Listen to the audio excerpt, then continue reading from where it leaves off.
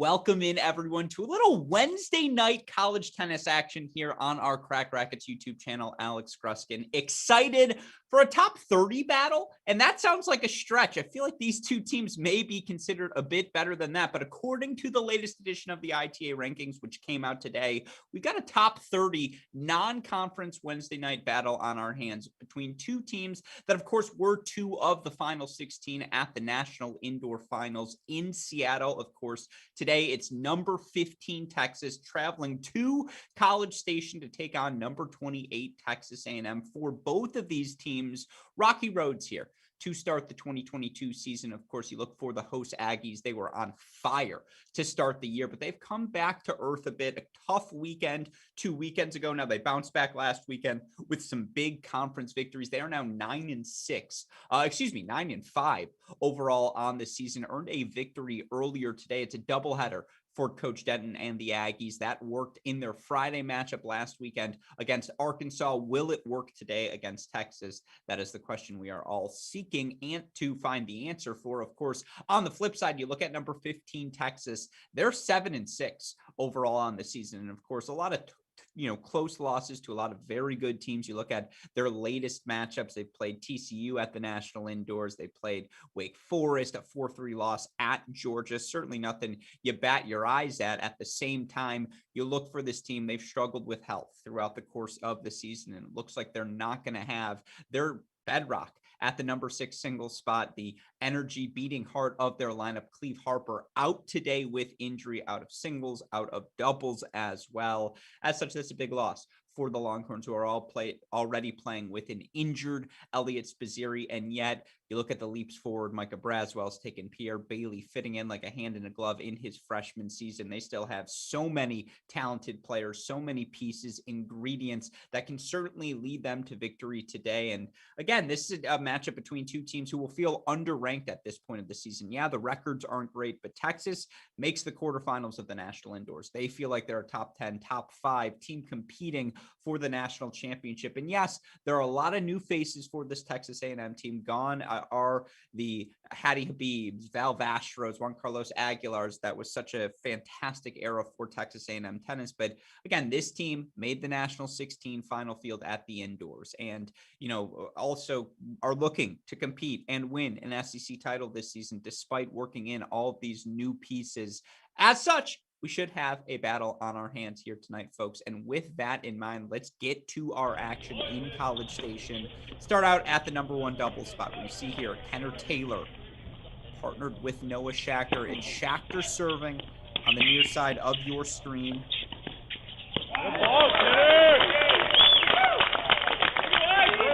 Look for this Texas A&M duo, Schachter, Taylor. Fantastic trucking company someday. Noah Schachter, one of the veterans, junior on the team. Kenner Taylor, a sophomore.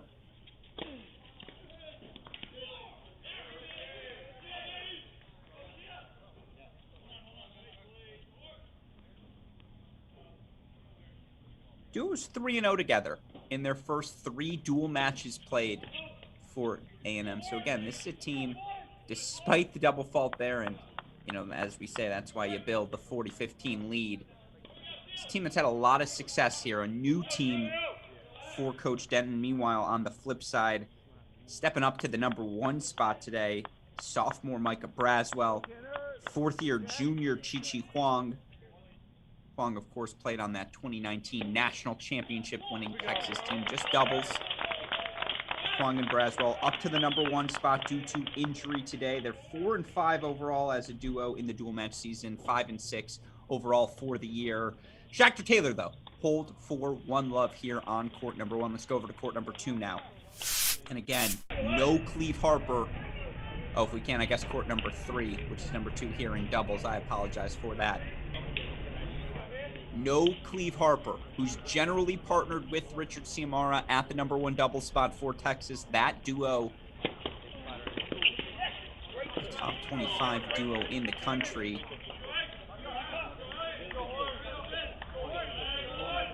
You see there the hold here from Storch and Ross. I'll introduce them more as we get back to this court later on. Let's go over to court number 3. Here's the new pairing for the Texas Longhorns, sans Cleve Harper. Evan McDonald, one of the many third-year sophomores on this team, partnering with a fellow third-year sophomore, Elliot Spizzirri. They have an opening deuce point here on the duo.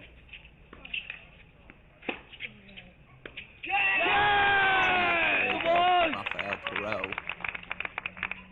But in the end, strong start here for the Aggies on all three courts. They get opening holes. Let's go back to court number 2. We skipped over them. Want to introduce guys at 2 doubles. You see the big forehand there from Richard Ciamara. Ciamara, the 5th-year transfer over from Notre Dame. He's top 10 in the country there at the #1 single spot at one point during his career in South Bend. He's talented with the big, he's partnered, with the big hitting Ciam Waldeep. Of course, Waldeep has struggled significantly during this dual match season by his standards. 4-4 overall in completed matches.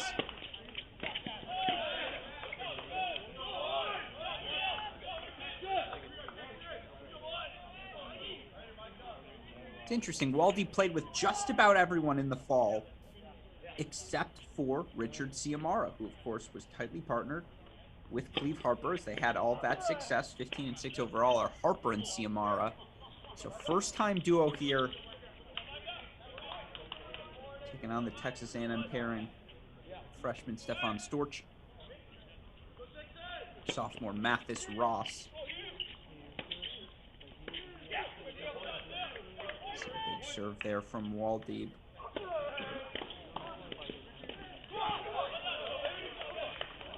Ross and Storch, 2-4 overall together, 0-1 here in the dual match season.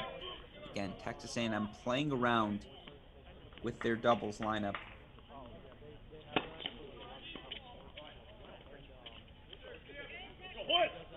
Tough streak of doubles again. Last weekend, they earned victories over Incarnate Word in Arkansas. Incarnate Word in Arkansas the weekend before that. Tough losses against Oklahoma, SMU. But a hold here on court number 2. So Texas gets on the board for 1-all. Let's go back to court number 3 now. Actually, if we can, we got to jump over to 1. We've got a break point chance for Taylor and Schachter early here. And it looks like they do get the break. That's on me, folks. I apologize. So 2-love, this undefeated duo. I know it's only 3 matches, but I think the Aggies might have found something here. Taylor, lefty serving on the far side of your screen. Noah Schachter, 2-love, 15-love. Let's go back to court number 3 now. Want to introduce, again, our cast of characters here. It's the third-year sophomores, Elliot Spizzirri, Evan McDonald on the near side of your screen. Spizzirri in the ad. Spizzirri in the deuce. McDonald in the ad. That forehand going wide, you'll see for Elliot Spizzirri. Expect a lot of slice backhands.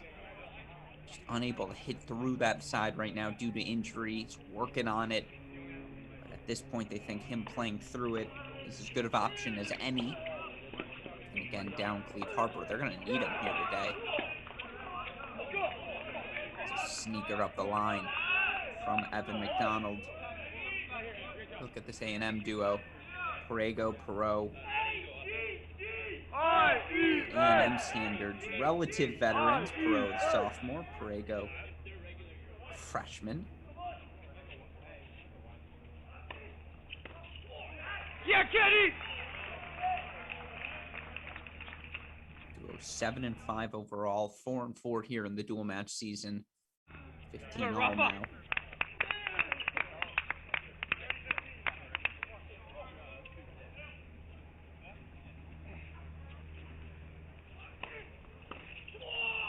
Yeah, Kenny!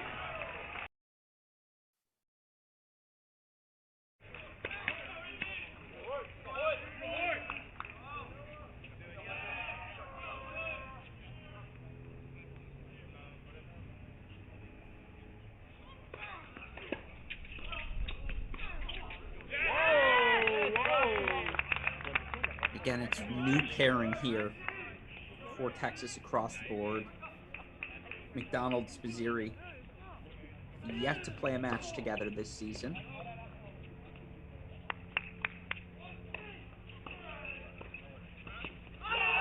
see a little communication there as the ball goes in between them for 40-15 now.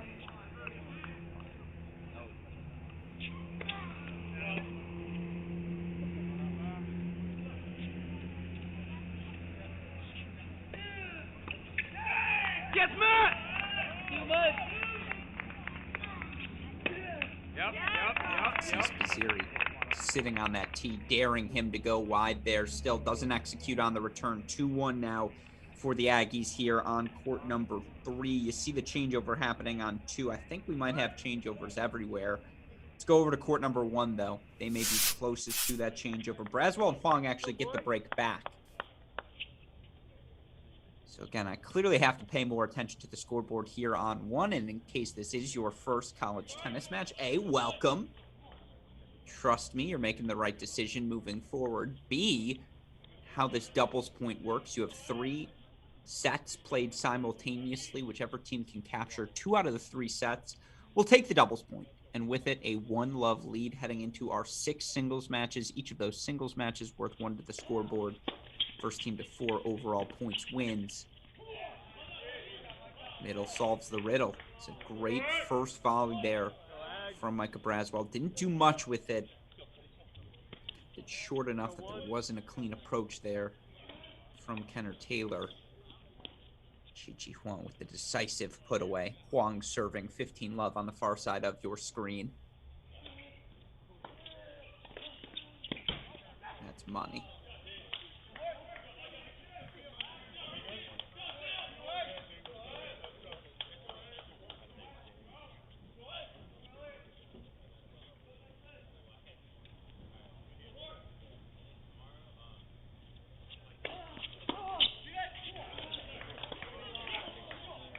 Look at the scoreboard right now. We are on serve 2-1 everywhere.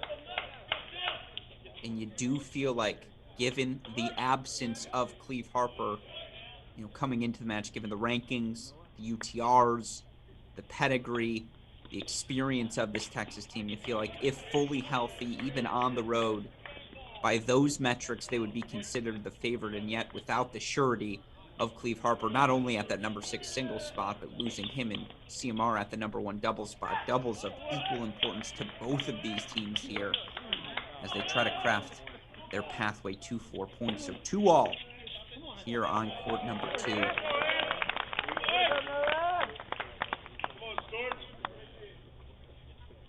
Worth reminding all of you, this is the first match of this new week, I suppose, here in college tennis. We'll have coverage for you at Cracked Racquets on Friday and Sunday. Friday, our SEC Redzone broadcast may just feature these A&M Aggies, as well as their fellow SEC conference teams. All of that broadcast available on each of the team websites. For Sunday, we'll have a Big Ten Redzone broadcast on our Cracked Racquets YouTube channel. We hope you all join us for some fantastic college tennis action. 30 love here for Shachter Taylor. Noah Shachter, the junior, serving on the near side of your screen. That big forehand from Micah Braswell. Believe it landed in, although we may have had a skip there on the camera. Yeah, okay. I was going to say that one look. The way Taylor let it sail. Very, very casual. Of course, I believe Braswell, Shachter going to see one another at the number 1 singles position in a little bit. It's a good volley. You see the 2-up traditional style from Texas A&M. Plenty comfortable employing that 1-up, 1-back. 3-2 on serve here on court number 1. Let's go over to court number 3 now. And again, I apologize. Scoreboard jumping around a little bit here. You see the break point coming up. Was that a break? No, they hold on the deuce point. Meanwhile, let's go over to court number 2, where we did have a break of serve. I got to lock in on the scoreboard, folks. Storch, Ross, 3-1 now on this new duo. First match together for Ciamara and Waldeeb. That one sails on Richard Ciamara. Got a couple of guys here, though. third-year sophomore in Waldy. Fifth-year guy in Ciamara. Meanwhile, it's a sophomore-freshman combo here for the Aggies. And yet they're the duo that have played together more frequently.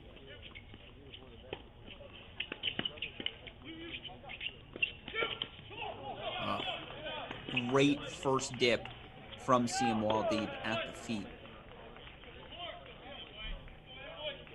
of Stefan Storch. Storch with the hat. How you can differentiate between these two A&M players.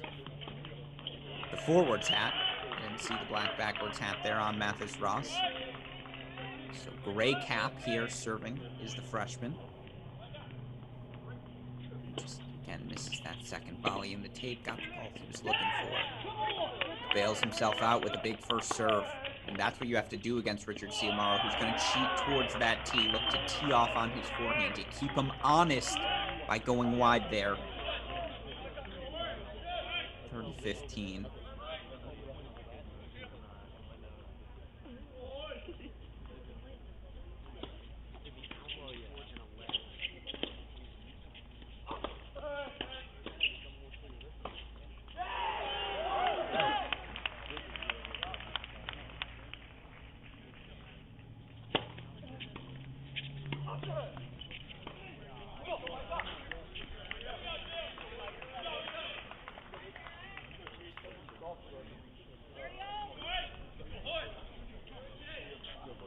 Big 30-all here. The one break of serve we did have on that number 1 court.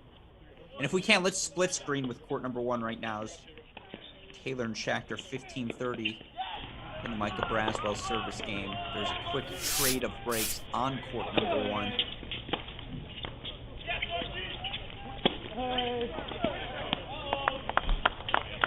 That ball long from Micah Braswell. So now 3 break point chances for the Aggies on court 1.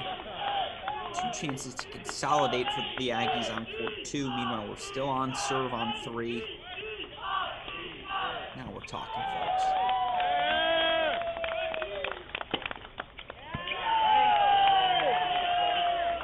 Big serve from Storch down the tee. They hold for 4-1 on 2. One big Micah Braswell serve gets Texas out of breakpoint number 1. 2 more coming up here. And no ad scoring.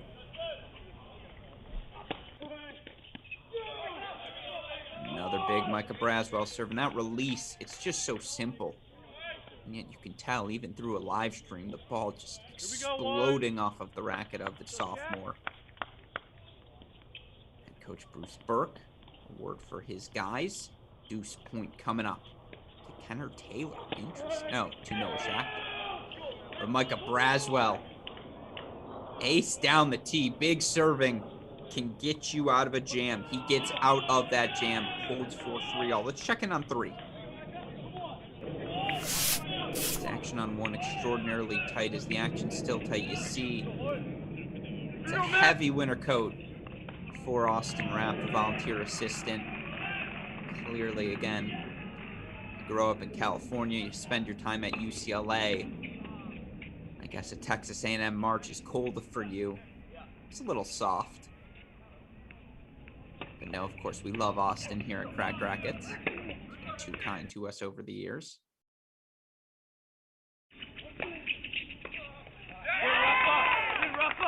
Good close, aggressive close there from the Aggies.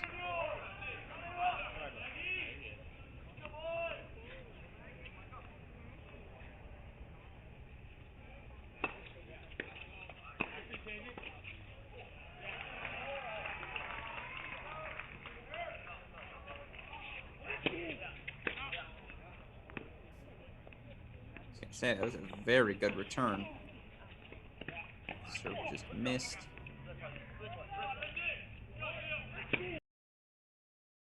That's how you keep them honest, folks. Slice out wide there.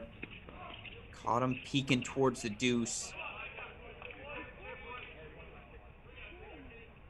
So yes, 30-15 now.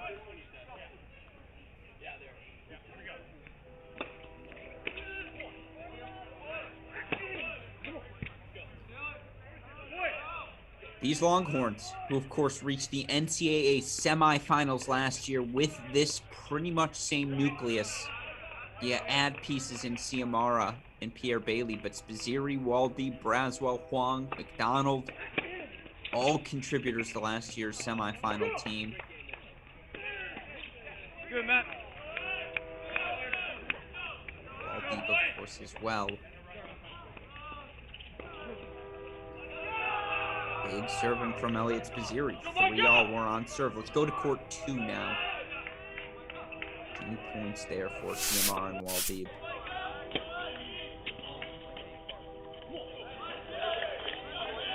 And they only need the 1, so they hold 4-2-4. Let's go over to 1 now. 40-30 for Kenner Taylor.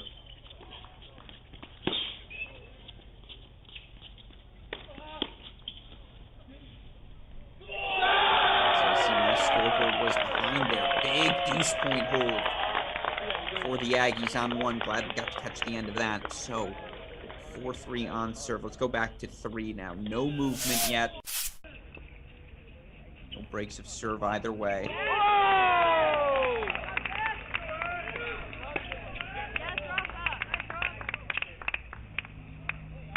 They're rough.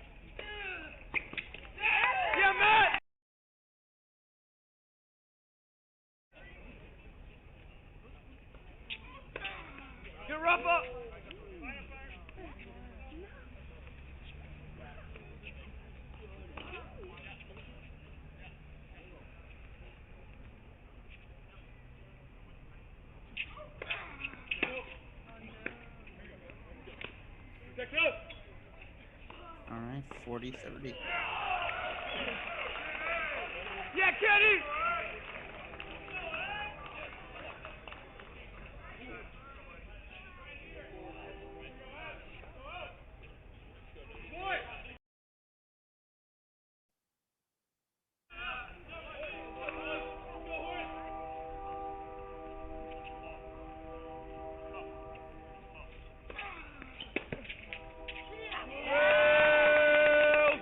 Just long there. So 4-3 they hold. Now we go to 1. And again, we've had a back and forth. Plenty of break point opportunities. Both teams have earned a break here. A 30-all. Meanwhile, it is 5-2 for the Aggies on court number 2. Storch Ross holding on to that break of serve.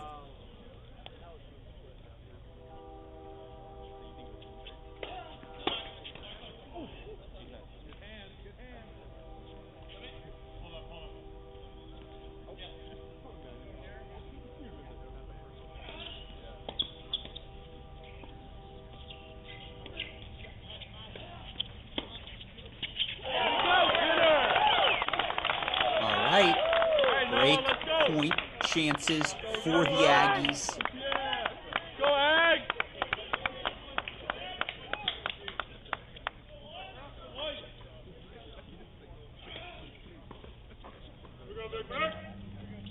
Go boys!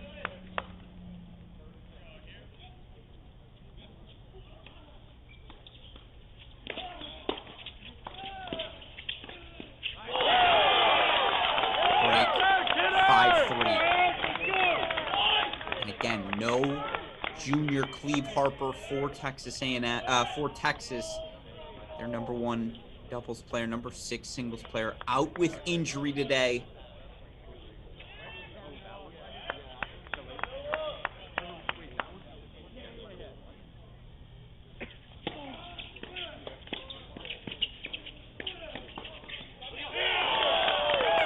First point. Good hands from Chi Huang to be ready there. That's just better stuff from Kenner Taylor, and you can see why. Again, Taylor not a top of the singles lineup guy, not even a sure thing in the singles lineup. Coach Denton trusting him here at the number 1 spot. With, of course, the number 1 singles player, the veteran Schachter.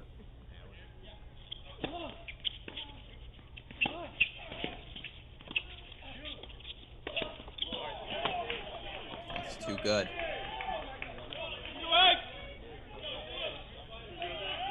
15 all now.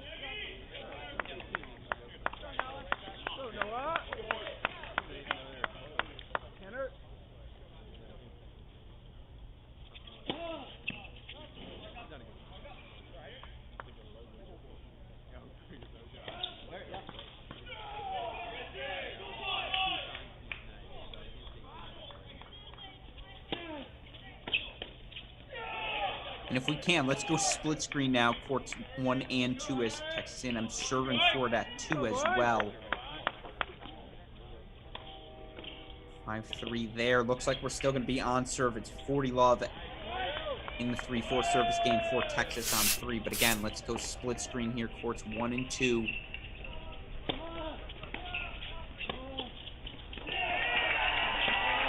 And there again, that's singles court number 2. There we go. Big save there by Kenner Taylor. 30 all coming up. So could be 1-0. Texas A&M in just a few moments, folks.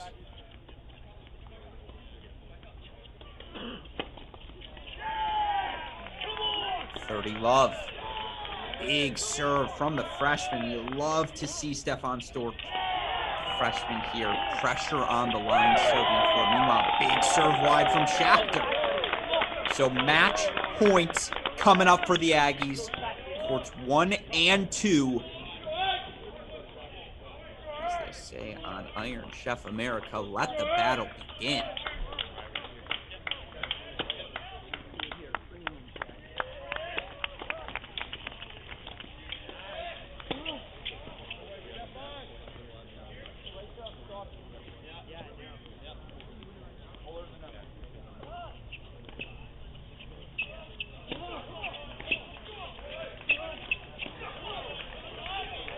Good return from Chi Huang to force the deuce point on 1.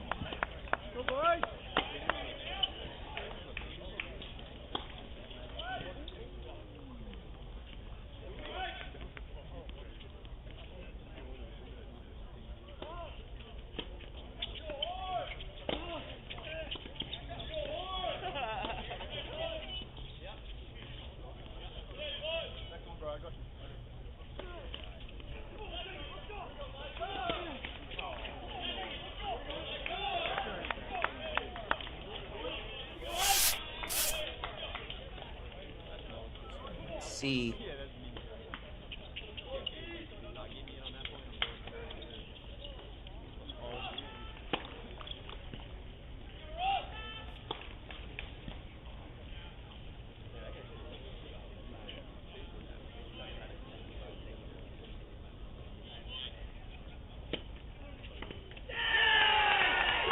That's quite the swing, yes. Texas A&M gets the job done here on court number 2, and that is a very fine performance for the freshman-sophomore duo of Storch and Ross. 6-3, 1 break of serve. That was the difference here on 2. If you're Waldeep Ciamara, first match together, you can't be too disappointed. But the big development there, deuce point, double fault for Noah Schachter. So we make the turn 4-5 on 1. Texas stays alive. Let's go to 3.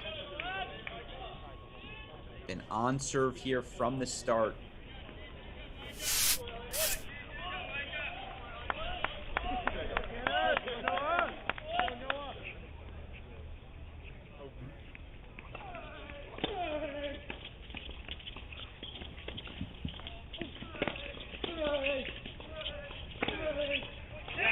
you see the limitations for Spizzirri. He has to block that backhand return.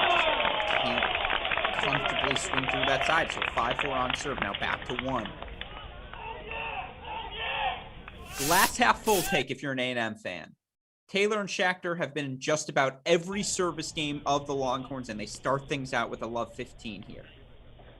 Of course, you guys know the glass half empty. Schachter just served for it. But glass half full, the breakpoint chances have been plentiful here for the A&M duo.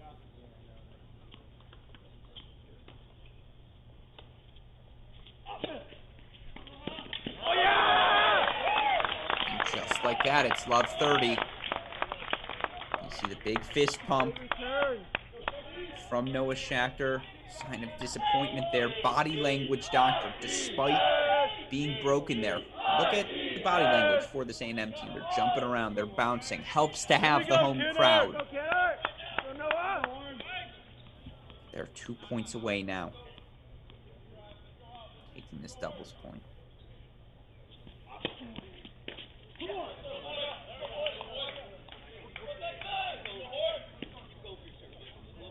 Of course, in Micah Braswell's last service game, he was down 15-40, unleashed 3 massive first serves.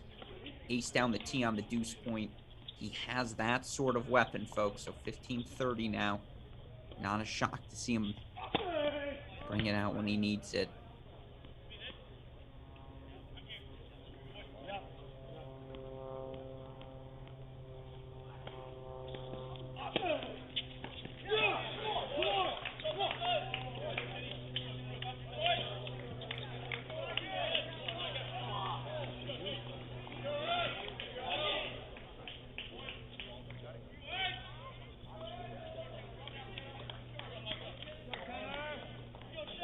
Kenner!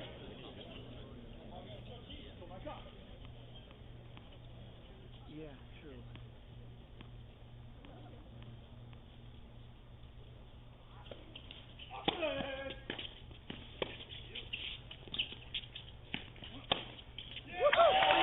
That forehand sails, so now match point chances again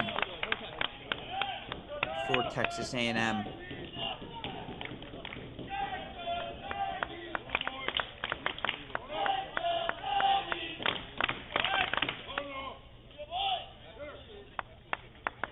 Meanwhile, 5-all on court 3.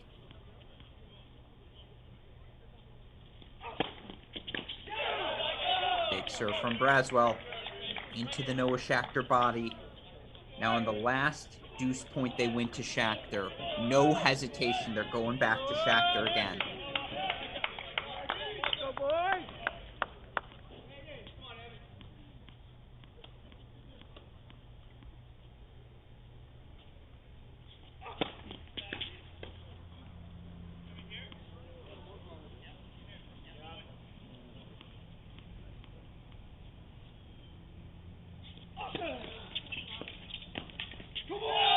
Micah Braswell.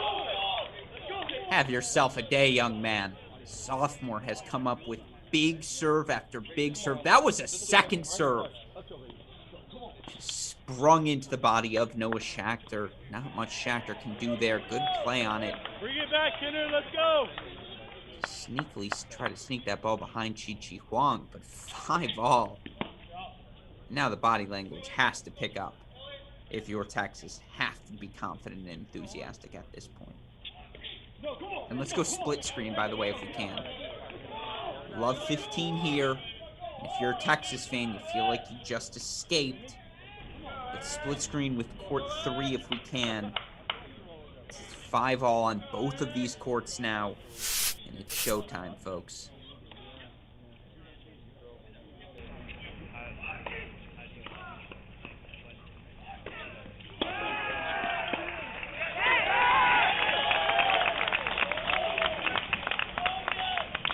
Error there from Braswell for 15-30. Well, nice serve. Go, threes. Down 3. A reminder, A&M took a 6-3 decision on court number 2. Ross Storch getting the job done there. Good hands from Elliot Series of 30 all now on 3. Yeah,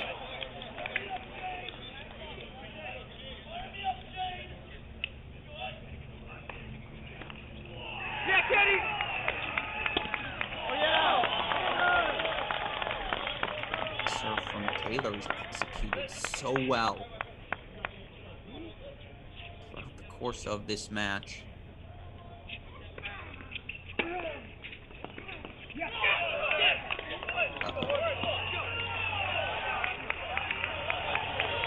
Braswell and Huang have stuck around long enough. Now we go full on 3 as it's break point chances for Spizzirri and McDonald. And that's why, again, there's so much value in not losing here in college tennis. I know that sounds pretty basic, folks, but you stay on court long enough. You give your teammates opportunities to make their moves. Texas is making their move here on 3 now.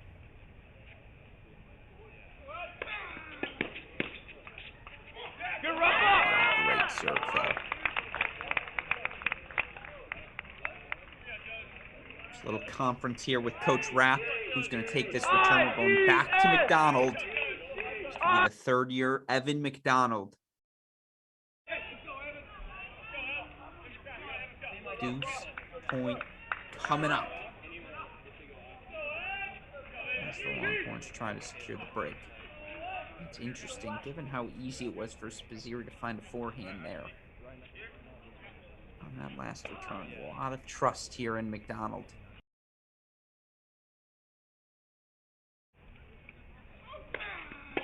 He executes the same serve twice. I didn't love that choice. It's easy to sit here in this broadcasting booth, but we just saw that point play out and twice repeated. So A&M holds for 6-5. Another quick start for them here. Love 15. Had, let's see, 4 match points, I believe, here at the number 1 spot. And, of course, took that number 2 decision. 6-3. Oh. Yeah, maybe you're thinking to yourself, oh, should he leave that one for Schachter? Wasn't hit cleanly. No, it was there. That's just instinct. That same instinct that has Kenner Taylor poaching successfully has him swinging at that ball. You can't fight that. I have no issues with that error.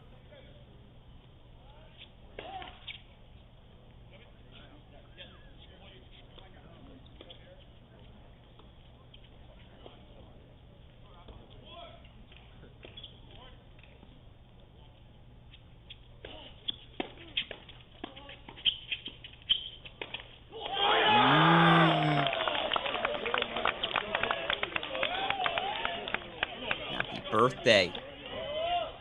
There's a gift to you, Noah Schachter. Oh, Braswell's eyes got big. So 15-30 now.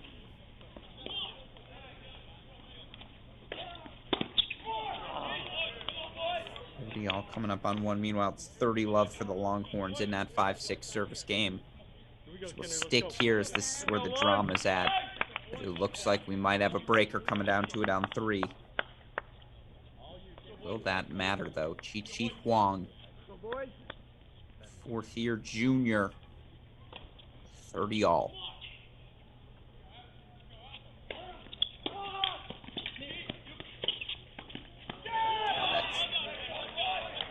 Again, this duo is the duo with continuity playing on court right now for the Longhorns. Without Cleve Harper, everyone jumps around, and yet you look for this duo, Braswell, Huang. It's match number 10 for them on the season. Dual match season. Now they're 4-5, but still 10 matches under your belt's a comfortable sample size, and you see the communication there. Seamless at the net.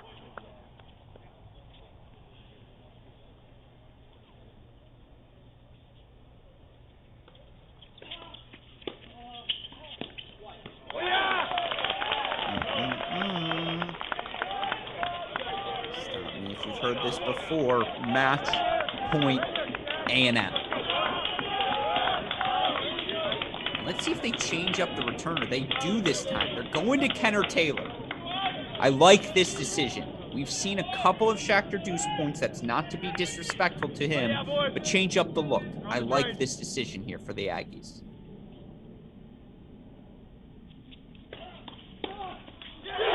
And it pays off. Kenner Taylor. Cross-court winner, 7-5 Aggies take it on one. 6-3 decision on two. It's 1-0 Texas A&M. And see, folks, keeping things fresh, offering a new look. That's the difference in the doubles point. A&M able to do it on one. They batter and batter and batter away, finally break through. 7-5, they take that decision. Shakhtar Taylor 4-0 now, undefeated as a duo. Texas A&M may have just found themselves a #1 team moving forward. But of course, with that, it's 1-0 A&M as we head into our 6 singles matches. Texas going to need to win 4 of them. A&M only going to need 3. Of course, we'll have all of that action for you here in our Cracked Racquets Red Zone coverage of the match. Again, number 15 Texas taking on number 28 Texas A&M in College Station. Going to take a moment, get all the cameras set, get ready to rock and roll. But of course, stick around with us. We will be right back. But for now, I'm Alex Gruskin. You are watching our Cracked Racquets Red Zone coverage of Texas taking on A&M. Welcome back, everyone, to our Cracked Racquets Red Zone coverage of a top 30 battle happening in College Station. Number 15 Texas on the road at number 28 Texas A&M. Now, it was a topsy-turvy doubles point. The Longhorns fought their tails off, particularly given the context that they are down number 1 doubles player, number 6 singles player, junior Cleve Harper.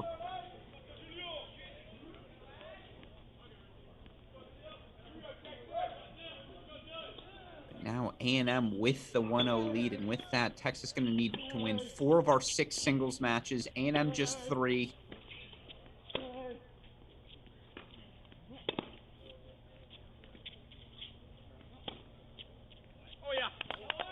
Big hitting here on court number 1. As you see far side of your court, it's the junior, Noah Shakhtar. Spent his days under the tutelage of Matt Gordon, Pete Billingham over at Saddlebrook Academy.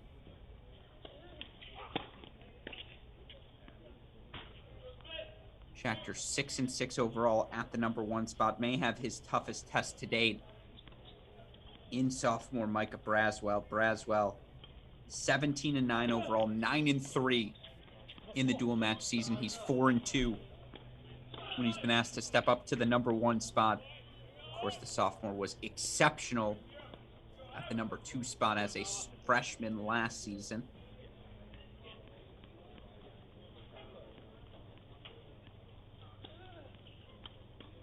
Overall for Braswell last year was a ridiculous 20-6 as a freshman in dual matches.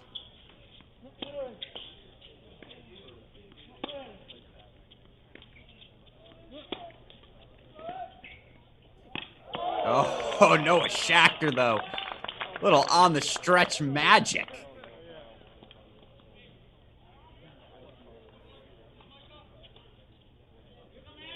And all these matches, 2 out of 3 sets, no ad scoring, tiebreaker at 6-all in each set. Braswell serving now. 30.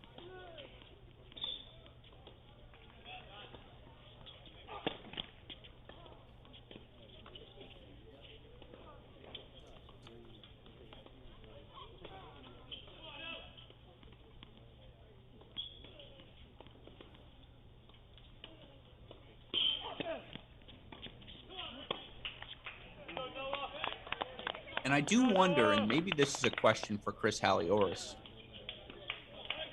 Any of you math wizards tuning in would love to hear any insight you all have. How frequently, when 2 players match up in both singles and doubles, does a player sweep both of those matchups? Meaning, if the player who wins doubles, how frequently does that player also win the singles match? Does that momentum translate? I know there have been papers saying statistically momentum is false. There's no such thing. But of course, anecdotally, anyone who's played or been involved in sports know momentum very, very real.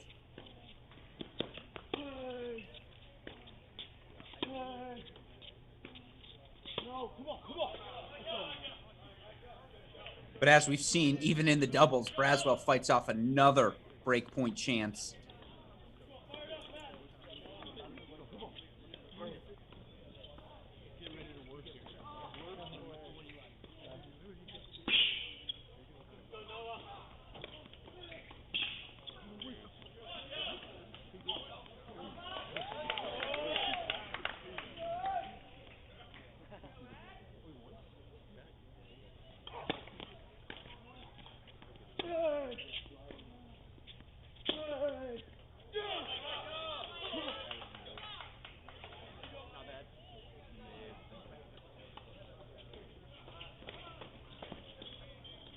So now a deuce point coming up here. Early drama, high quality action here on court number 1.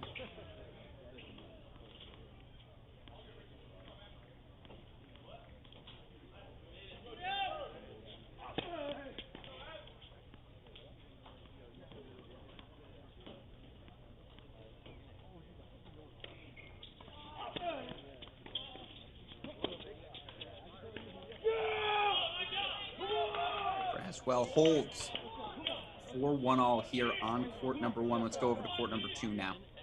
And again, want to introduce all of these players. Had to lock in there for the breakpoint opportunities, but man, A&M is feeling some momentum, and it's worth noting this team played a match earlier today. Coach Denton opting to get his guys loose with a matchup against UT Arlington, a match they won 7-0. Paying dividends here early. And at the number 2 spot, it's Raphael Perot, sophomore out of France, taking on senior transfer over from Notre Dame, Richard Ciamar. Apologies, I don't know if it's my screen or your screen that's frozen. I see the ticker moving, so I believe that means the play site feed is frozen there. See some movement now. All Perot here early on. 2 Love already has the break of serve lead. Love 30. Of course, Ciamar, again, was top 10 in the country. Has been playing primarily in the middle of the lineup, but you feel like for him to step up to this spot shouldn't be too far out of his comfort zone. Again, having some issues here with the camera. Worth noting, Ciamar 8-2 overall in dual matches this season. Perot 6-3 overall, 4-2 at the 2 singles spot. Got a chance to take a quick 3-love lead here, though.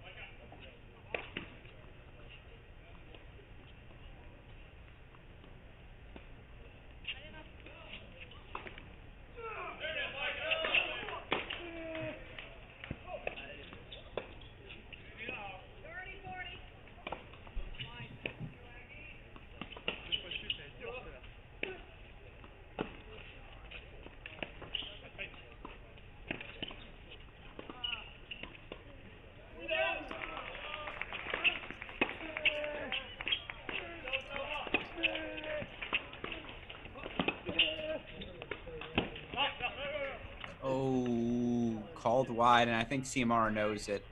So that ball into the net. That was a desperation plea more than anything else. 3-love. Double break lead here for the Aggies on court number 2. Let's go over to court number 3. We're already, again, another break lead, and Elliot Spizzeri up to the number 3 spot today. No Pierre Bailey. That was the other subtraction from the doubles lineup. That's who was missing. I kept wondering who is out today. Freshman Pierre Bailey out of singles and doubles. So no Cleve Harper, no Pierre Bailey either. And you look for the freshman Pierre Bailey thus far this season, whether it's in doubles where he's been at the number 2 spot with Waldeep. They're 3-3. More importantly, Bailey 5-4 in the top half of the lineup for the Longhorns in singles. Freshman Pierre Bailey out, as is Cleve Harper. So they're 2 men short today, are the Longhorns. Thus, it's an injured Elliot Spizzirri, still incapable of swinging through his backhand, as you see there, at the number 3 spot, taking on the sophomore Mathis Ross. Ross has been one of the big risers this season, 6-5 overall. Stepped up into that top half of the lineup here in the dual match season. Meanwhile, if we can, we got to quickly pop over to 1. Deuce point for Schachter. And it looks like that deuce point's decided. I apologize. We'll go back to 3 now.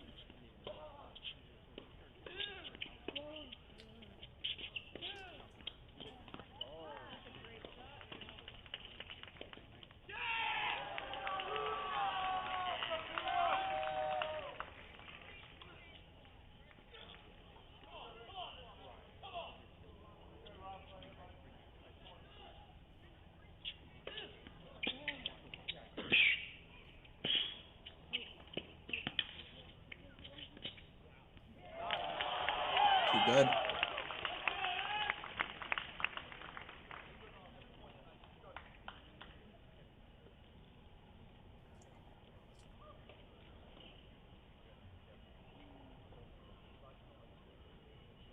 And again, you look for this Texas team, 7-6 overall.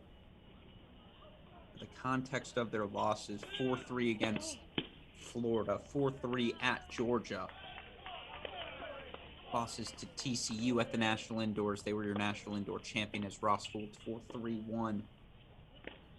Lost to Wake Forest as well. A puzzling one, certainly, 6-1 at Baylor. 4-3 at Arizona. They probably is the one they kicked themselves about, but obviously Arizona, especially at home, can play with anyone.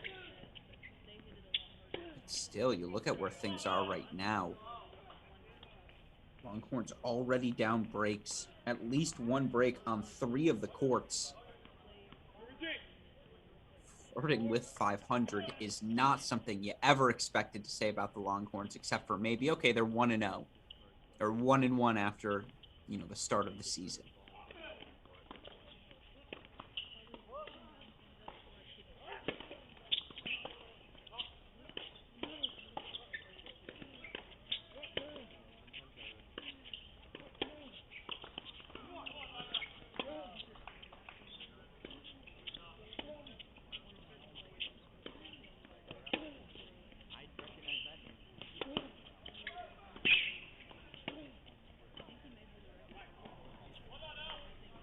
Spizzirri's going to scrap. He's going to claw. He's going to do everything in his power to stay in this match. And, of course, with his serve, his forehand, they're going to win him a lot of free points. The aggression of his footwork, the aggression of his movement. But you can see it's a park the bus mentality. The game plan is abundantly clear for Mathis Ross. Get Spizzirri on the run on that backhand, move in behind it, put the volley away. Now, we missed that volley there, but he clearly has already identified the play.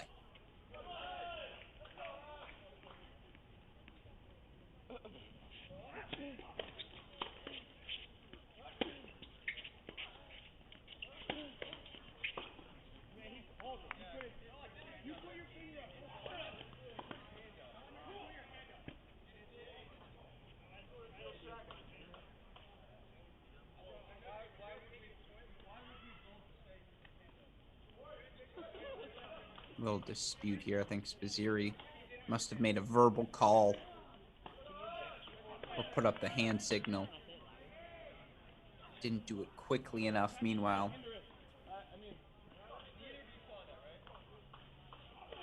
and what was the chair umpire's decision here?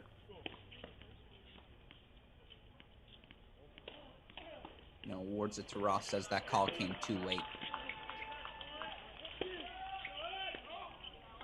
Now, all of a sudden, 30-all. Elliot Spizzirri finds himself in trouble, potentially going down quick 2 breaks of serve.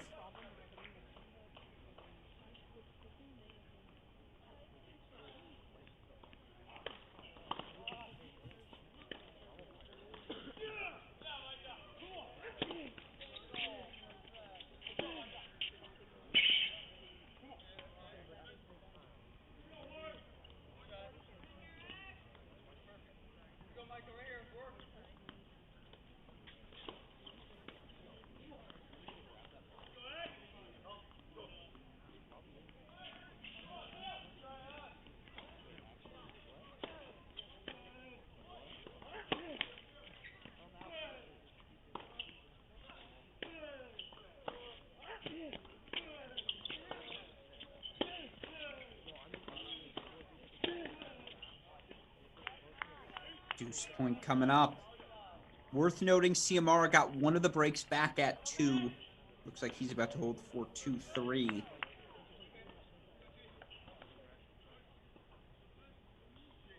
Spaziri wants to avoid going down that exact same scoreboard here on 3.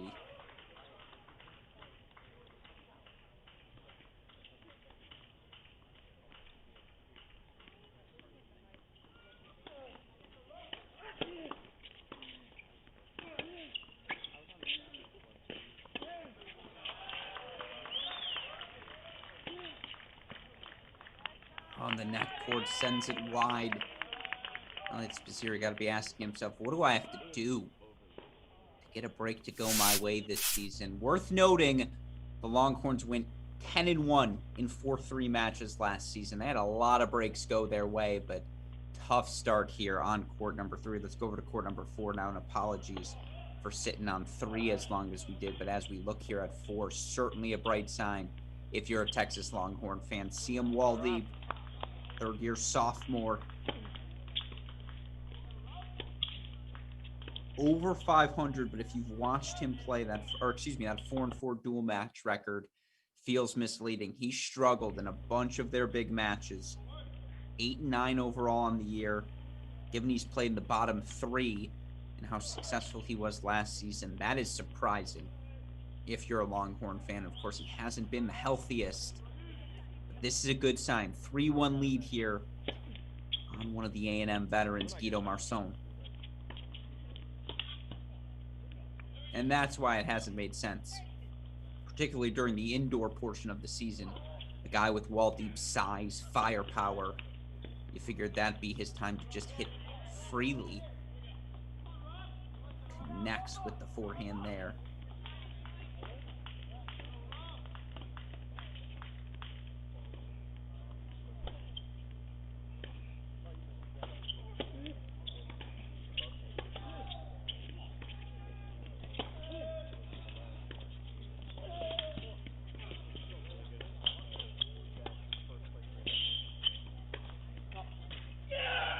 He missed that one wide, yeah.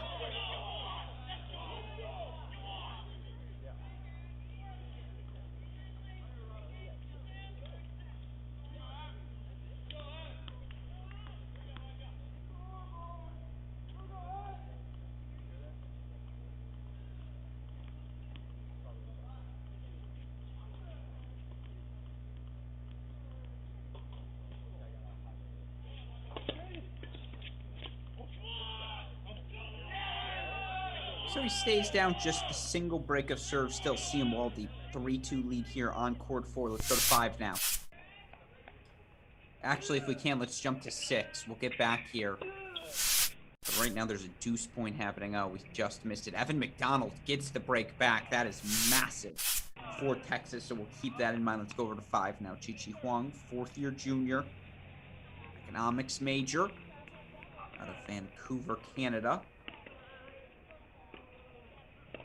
Huang hasn't played much singles this season for the Longhorns. 3-2 overall here in singles in this dual match season. He's played exclusively at the number 6 spot. He's up to number 5 today. And again, no Cleve Harper, no Pierre Bailey for these Texas Longhorns. 2 of their top performers so far this season.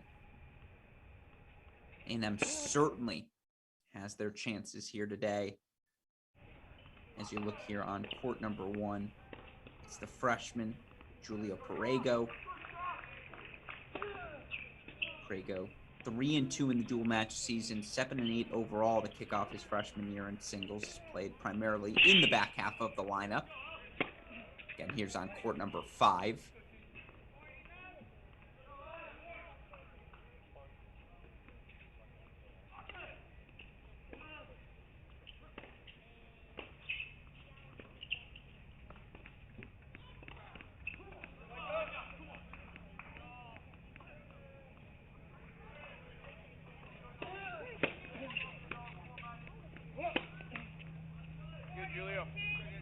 That's why you build the 40 Love lead, right?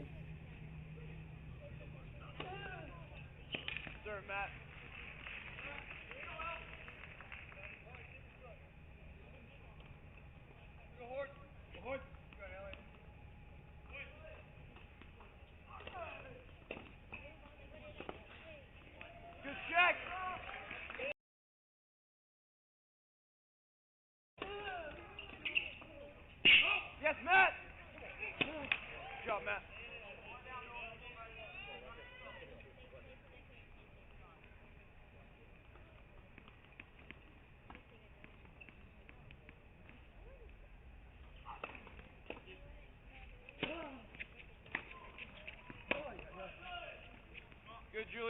This Texas A&M team is just coming out with energy everywhere.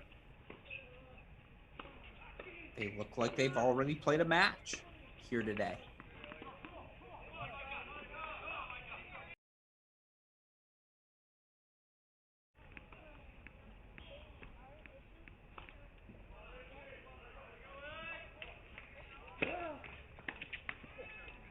That's a good change of tactics. Serve and volley. Make Borrego think for a second. 3-all here on 5. Let's go over to 6 now. Evan McDonald was down 3-love. Now 3-all here on court number 6.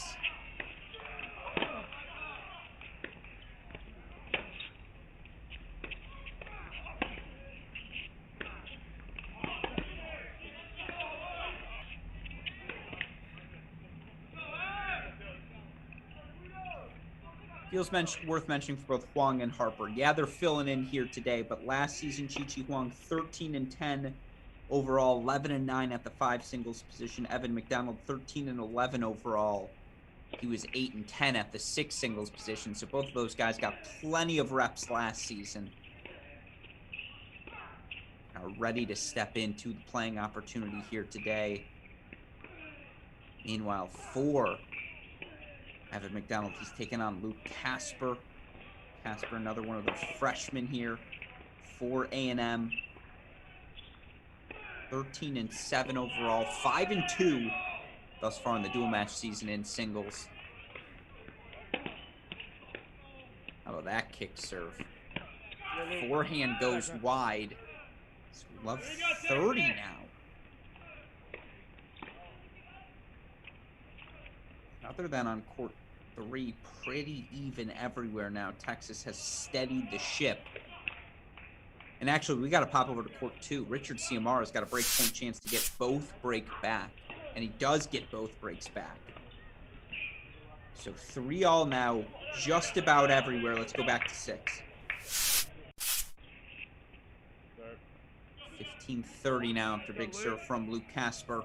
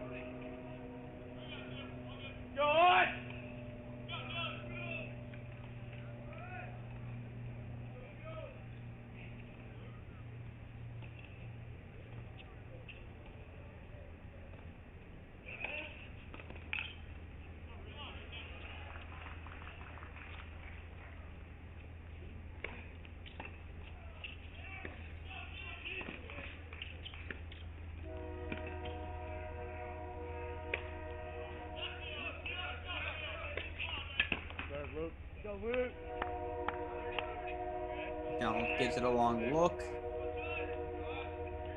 Looked a little long via the live stream, but so hard to tell. And you always appreciate giving your opponent that benefit of the doubt.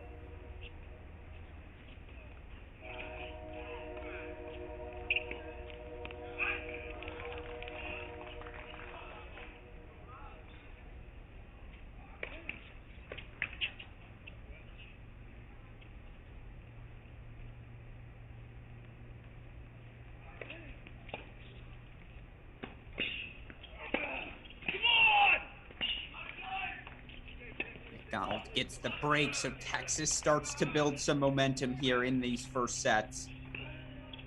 Let's go over to court number 3 now. Mathis Ross serving, though, for the first set here against Elliot Spizzirri. Again, Spizzirri can't hit through that backhand wing right now. Has to only hit slices. Certainly an impediment to his success. Meanwhile, can we split screen this with court number 4? Siam Waldib gave up the break lead, but he's got break point chances to get it back on Guido Marson.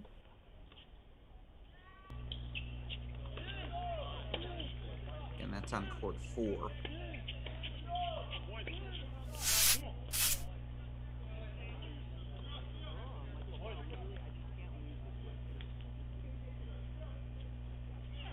Meanwhile, Spizzirri making a bit of a move on 3.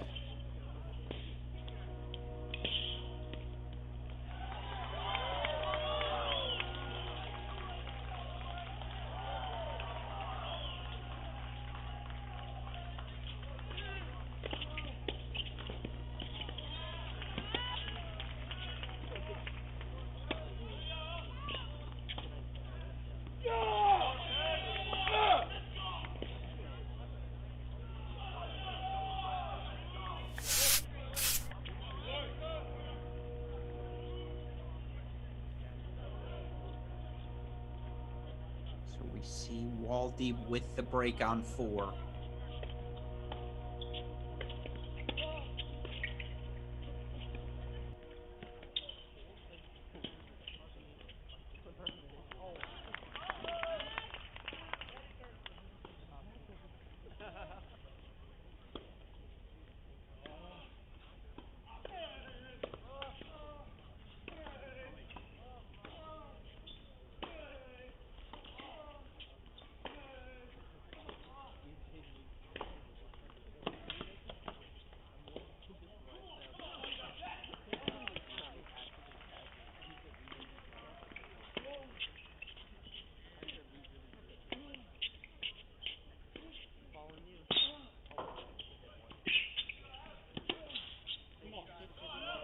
I mean, Spizzirri knows that play is coming.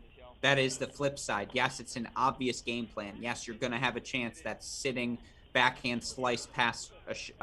You're going to have a chance at a first volley, a comfortable first volley. And if you're Mathis Ross, you're going to have to change locations on that first volley throughout the course of the match. It's just too good on that on the run forehand from Elliot Spizzirri. So deuce point, set point coming up. It's a brilliant play.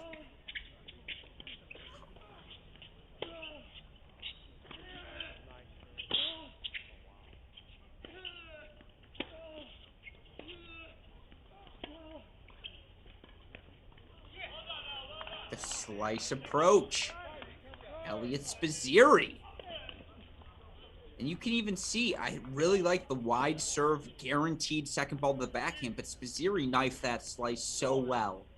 And long term, to have to do this for a few months, what that does for that backhand slice and just his footwork, the way he will be aggressive with it moving forward. Obviously, it's not a blessing, but certainly there are some silver linings there for him to enjoy. It's 3-5 now here on 3. We'll come back to this one later. Let's go over to court number 2. It was 3 straight games from Rafael Perot to start, then 3 straight for Richard Ciamaro. Then Perot gets another break. So he's now back up 4-3.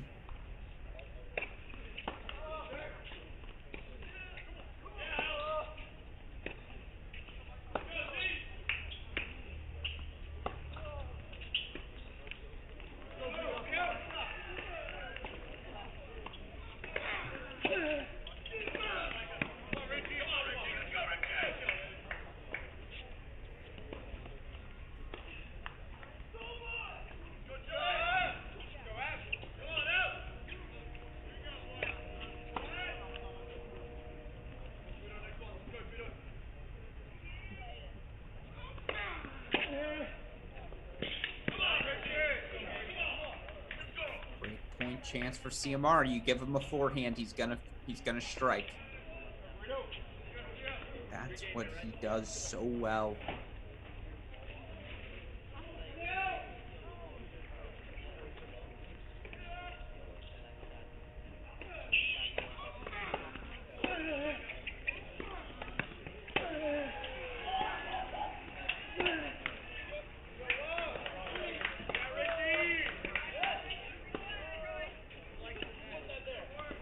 Some you lose some, and now deuce point coming up. Just given the seesaw nature. And if we can, let's split this with court 4.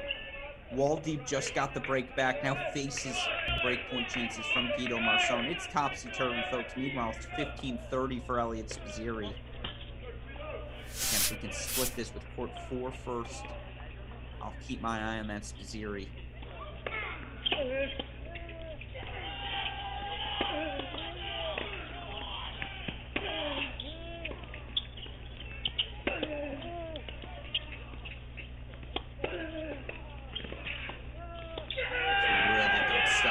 Richard Ciamara.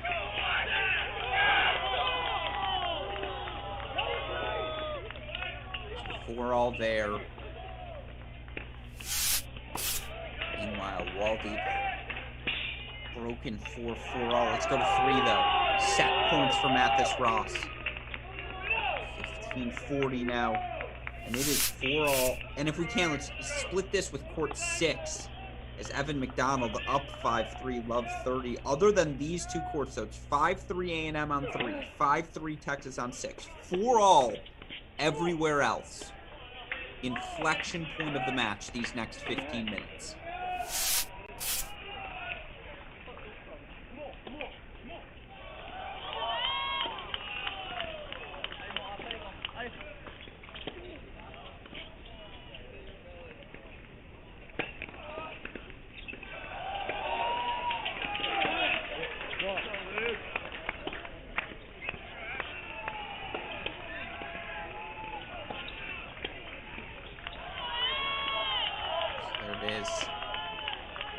First set, Mathis Ross. And again, coming into this match, if you were doing match calculus, you figure whoever's playing Spazzeri, given the nature of the game plan, if they can execute at this level, you expect them to get the job done against someone as vulnerable as Spazzeri on that backhand side. And of course, he's going to make life extraordinarily difficult. Never count Elliot Spazzeri out.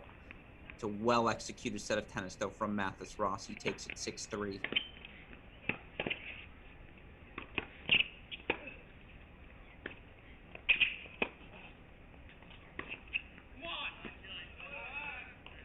Forehand land good. It does. So now set points. Here's a chance for Texas to respond. Meanwhile, split this with court 2. Guess no one wants to hold serve here today. Richard Ciamara facing himself 4 more breakpoint chances.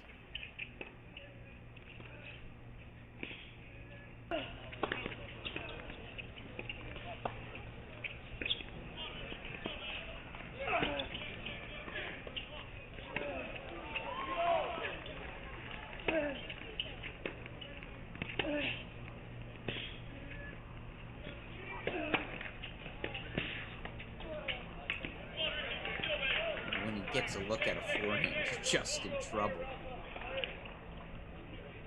15-40 now. Again, set points coming up on the right side of your screen for Texas is Evan McDonald, filling in so well today, and it's a double fault.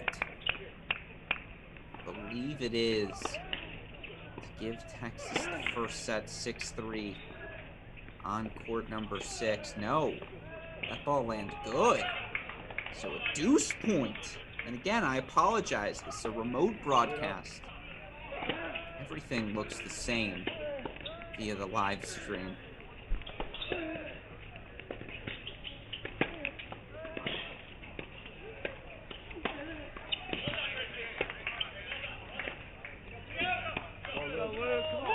Nice stretch for the server. So let's go full on 2. As Luke Casper is going to force Evan McDonald to serve out that set. Excuse me, on court number 6.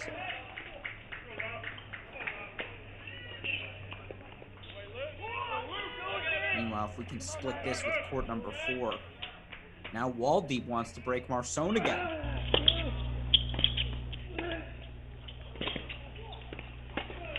Deuce point coming up.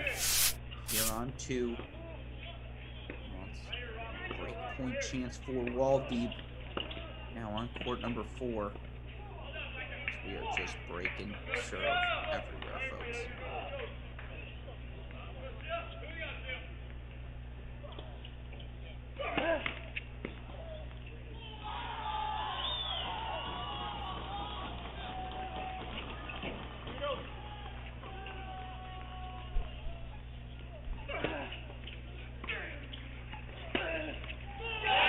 All that work, Ciamara misses the forehand in the net, so it's going to be Rafael Pro serving for the setup 5-4.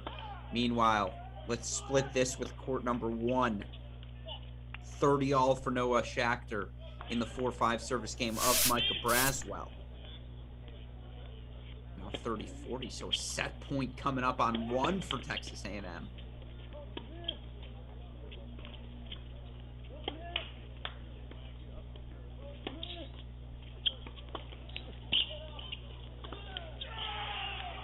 Well, he breaks. So for the set on 4.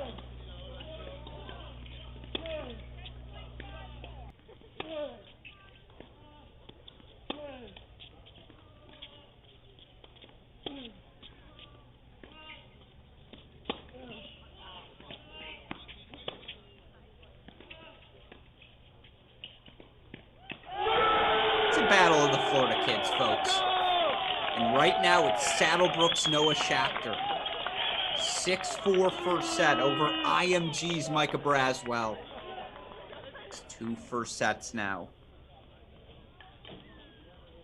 Officially in the bag for A&M. Can they get one more? Let's go over to court number 2. Rafael Pro is going to serve for the set. Let's split it with 6 if we can, as Evan McDonald serving for a first set for Texas right now as well. Actually, let's go straight to 6, as it's a set point for McDonald. Apologies to Richard Ciamara here.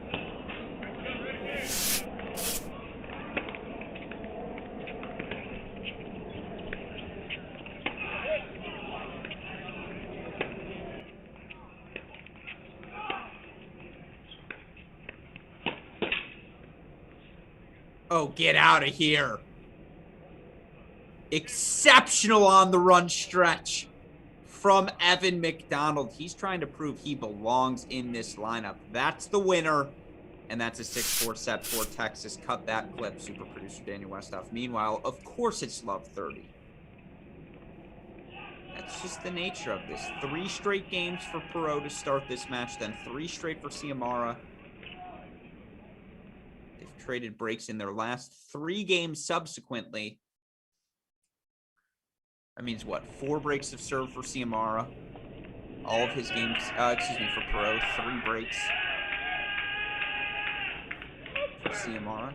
Just unbelievable. Had 1 holding of serve each. That's it.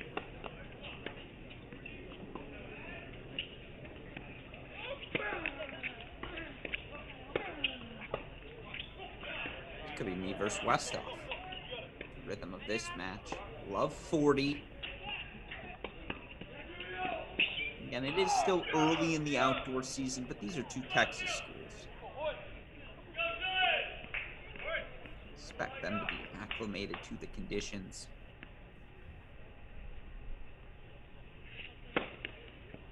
Meanwhile, can we split screen this with court number 4?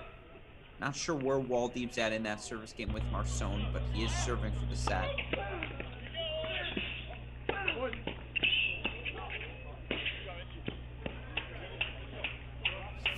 Better to be lucky than good.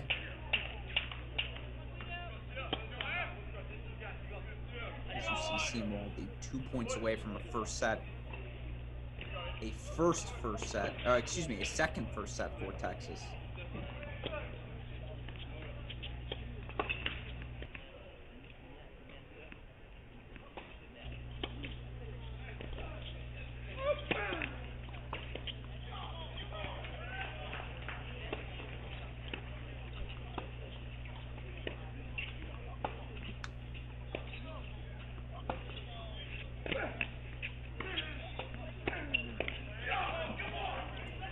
Serve on court number 2. If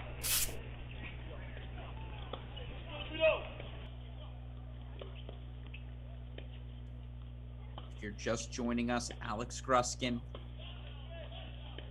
here for our broadcast of number 15 Texas on the road at number 28 Texas A&M. A&M took the doubles point.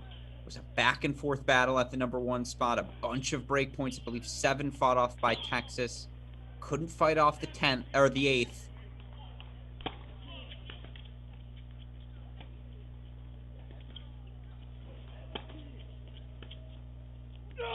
Thus A&M takes that decision plus a 6-3 decision at 2 to take that 1-0 lead. It's now 2 first sets apiece, though. as Waldeep takes the set here on court number 4. Let's check in on 5. Parego, Chi Huang, they've just been on serve, kind of doing their thing. Hasn't been too much action, but all of a sudden, what a big set this would be. Noah Schachter with the 6-4 first set over Micah Braswell at 1. Mathis Ross with the 6-3 first set at 3 for A&M. Ross down an early break to Spazzeri in set 2, but this would be a third first set and put the Aggies halfway home.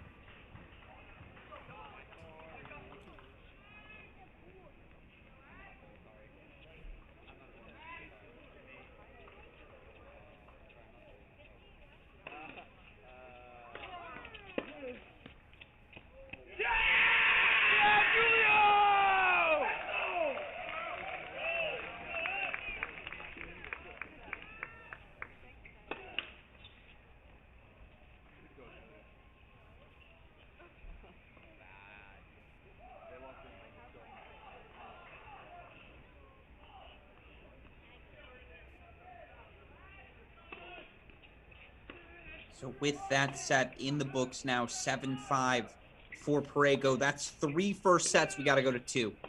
It's our final first set on the board. Of course, Pero's got his chances. Right back in another service game.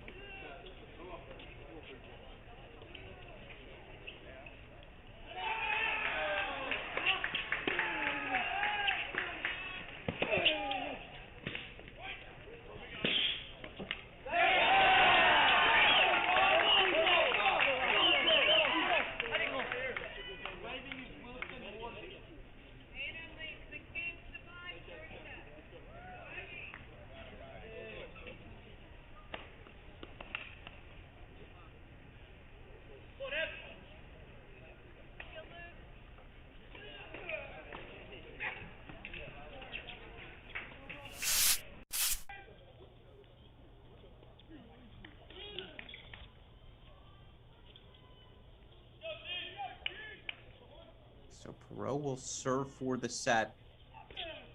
Of course, again, that's 5 straight breaks now on court number 2, and each guy's only held once.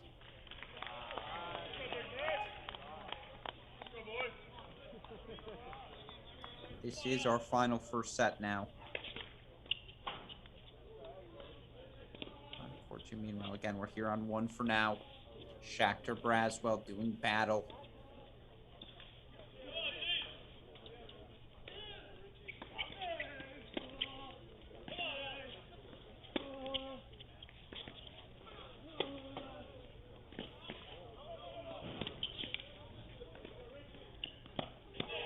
What a point there.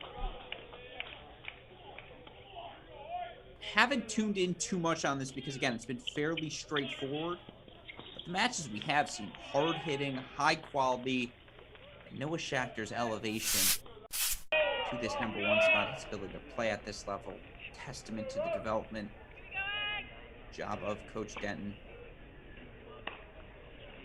and entire Aggie staff. Meanwhile, again, here on court number 2, can anyone pull the serve?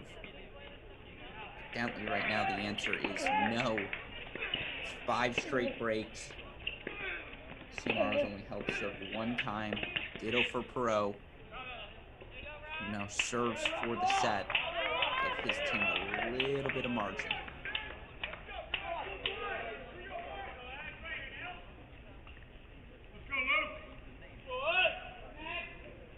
Yeah, Perot wants no part of that Ciamaro forehand.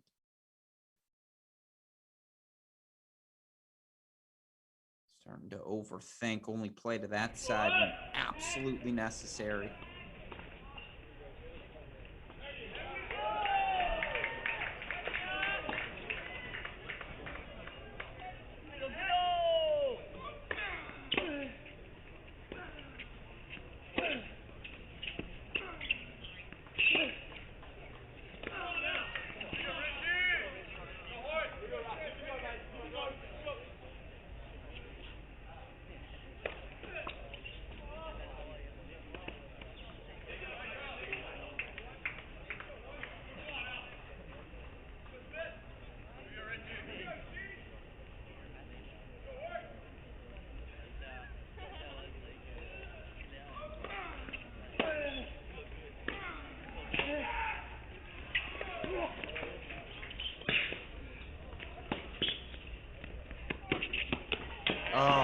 try to get cute with it.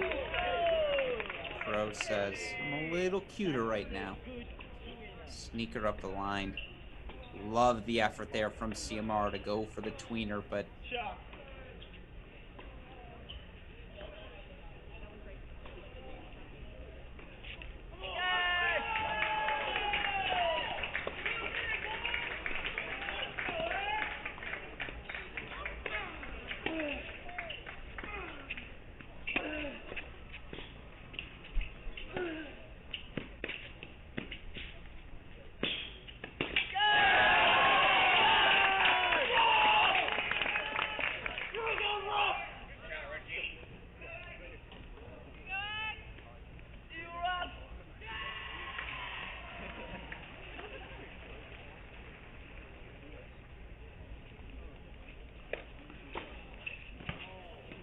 geez, I think the screen's frozen on us here. Again, 30-all. Long jump there. Pro does win the point 40-30. So now a set point coming up.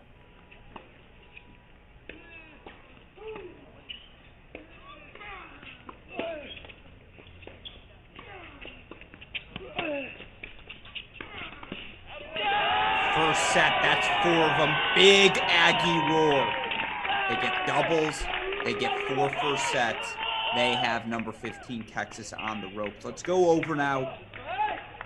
Where are things most interesting? Let's go to 6. May have missed the break there. Meanwhile, Noah Schachter up a set and a break.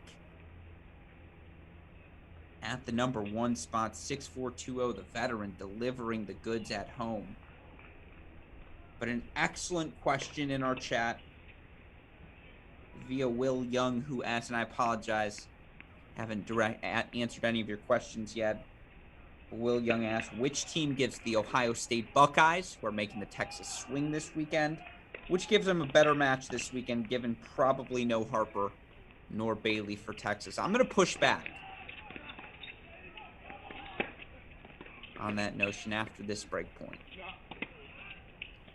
Do we know that they're not going to have... Yeah, ball definitely a little long. Do we know they're not going to have Harper or Bailey? How do we know they're not resting them today in order to try and get them a little closer to health for that matchup against the Buckeyes? I mean, again, on the road, outdoors, Ohio State probably hasn't played much outdoor tennis this season. I think both give them tough fights. Certainly, if healthy, on paper, the answer is Texas. But how can you watch what A&M's doing here today and not appreciate the fight they have just about every position? Home environment as well. Not going to be an easy setup for the Buckeyes in either match. But does either team get through? The question is, I'm still favoring probably the Buckeyes at that point. We'll talk about it tomorrow on our episode of The Deciding Point. Meanwhile, let's go back. Court number 1 now. Noah Schachter up a set and a break. But looks like he's just given that break of serve back. So Braswell breaks back indeed. 4-2-1. Meanwhile, let's go over to 3 now. Can Spizzirri, who opened this set with a break, can he get a hold?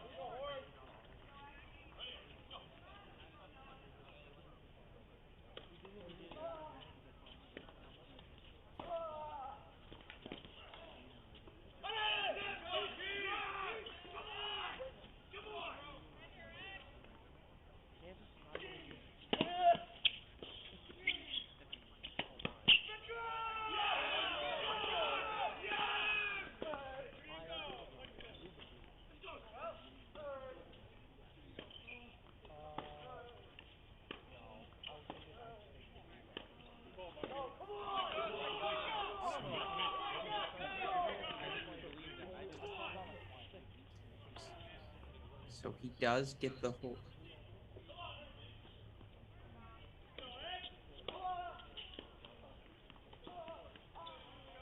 So he does get the hold for 2-love. 2-all, excuse me.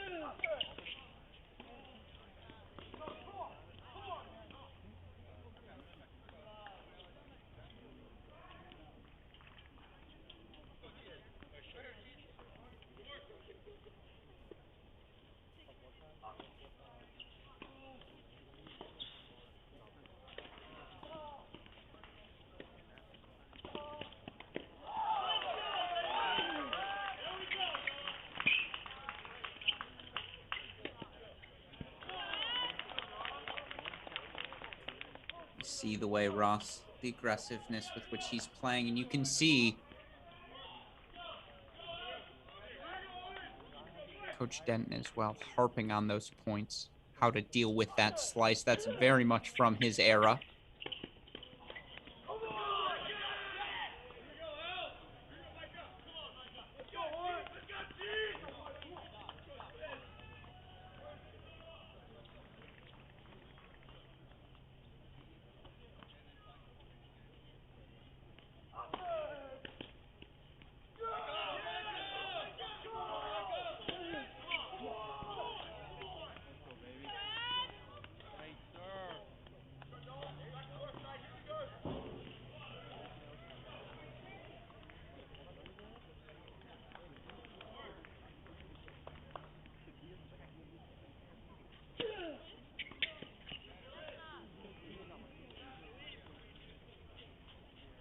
So Ross holds 4-3-2. In the meantime,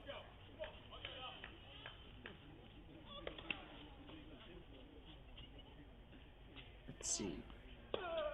Where is the action most pressing? Let's go over now. Court number 6. Deuce point for Luke Casper.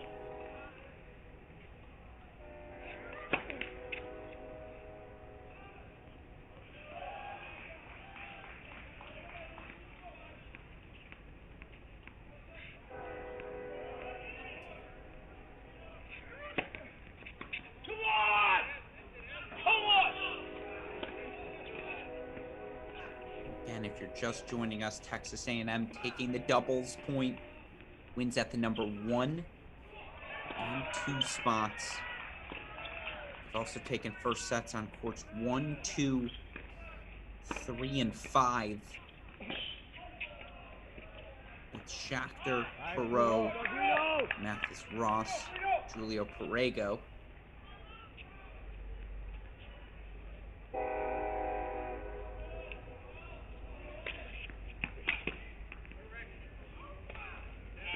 So far, we're on serve everywhere in the second set. Let's go over to 2. This was the seesaw affair. 12 games, 9 breaks of serve in set number 1. Now, CMR starts this set with a hold. Can he continue his trend of breaks?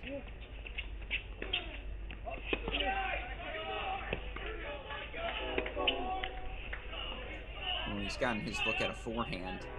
He has been the one dictating pro, gesturing to his feet. That was certainly a bit flat-footed. Now break point chances coming up.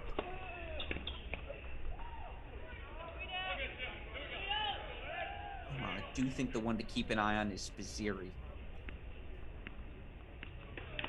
Longhorn's done a good job weathering the storm that is Mathis Ross. But again, given his limitations, can he find a way to break and disrupt the rhythm there? Ball call of Mathis Ross. Ball called wide here by Perot, confirmed by the chair.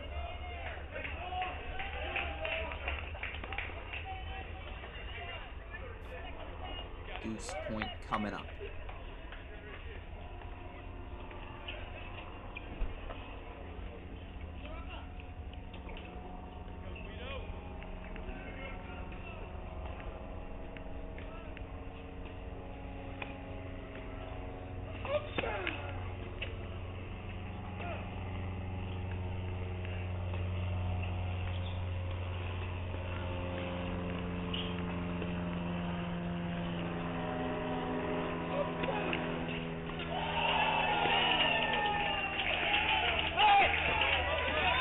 what a hold there.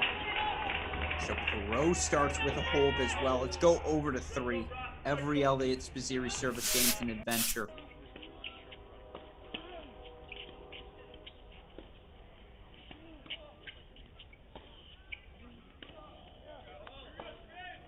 Stays committed to that slice and it draws the air. It's gonna make you uncomfortable. Yeah, you know it's coming, but when you hit it with that sort of knife, that sort of bite.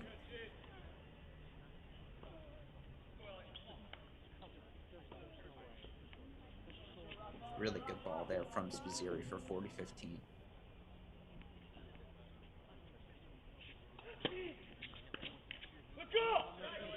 And he holds 3-all here on court number 3. Let's go over to 5. Only the one break of serve in set number 1 for Julio Perego. I know I talked about this earlier. You look for Perego.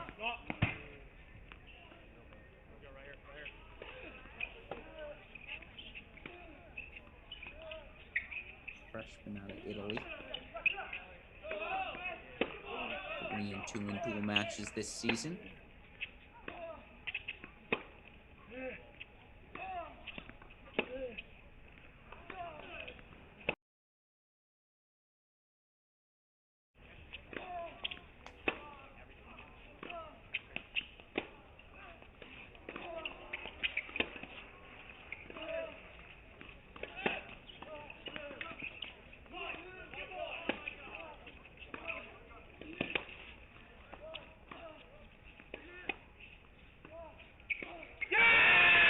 This is line 5.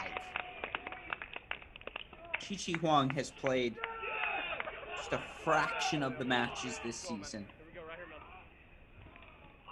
for this Texas team, and yet you look at the quality it takes to compete on court in a top 30 battle here these days. Again, the rankings very much underselling both of these teams.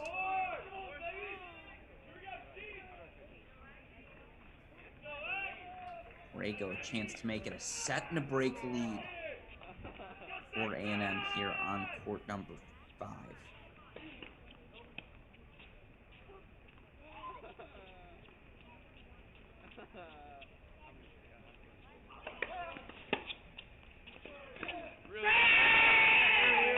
Julio Perego, the freshman. 7-5-3-1 now lead here on court number 5. Let's go to 3. Tell you what, Elliott Spizzirri, he scraps, he claws, he fights. The energy, the intensity, the athleticism. I don't care if you know what he's doing. Still have to stop him from doing it. Breakpoint chances now. Here on Mathis Ross.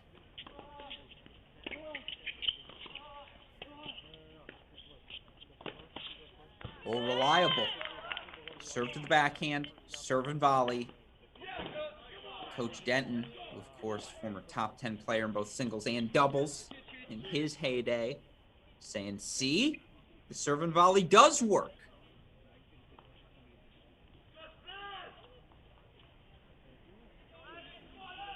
Meanwhile, looks like Perego's consolidated for 7-5-4-1.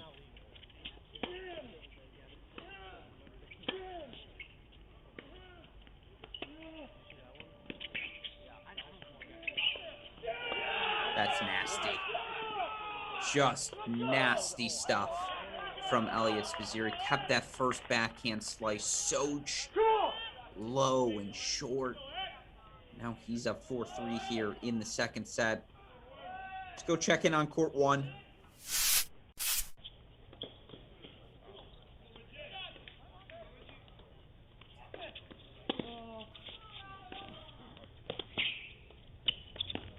Yep, Micah Braswell holds 4-3 all. Can we go to 5? I want to see if the scoreboard was just wrong there, what I was missing.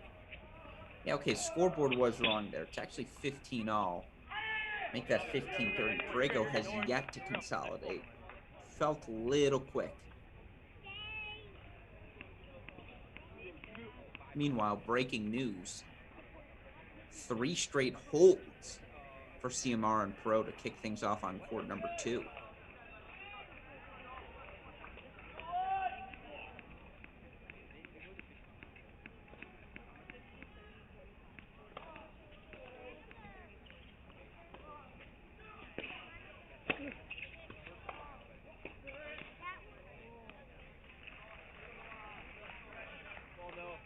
Jack.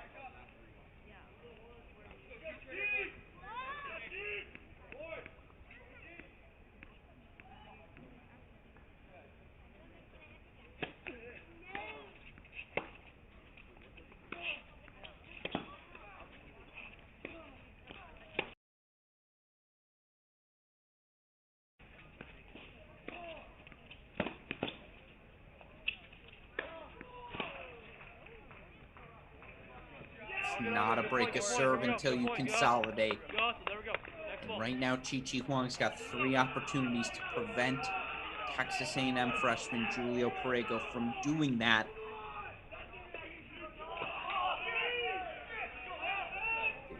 15-40 now.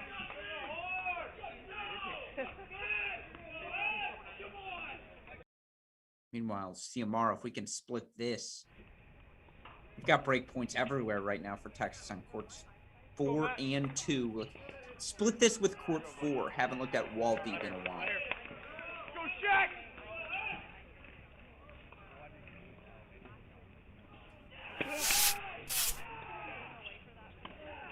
Wall deep gets the break. So that is a positive development for Longhorn fans. Can we split it with 2 now? Ciamara's got breakpoint chances on Perot.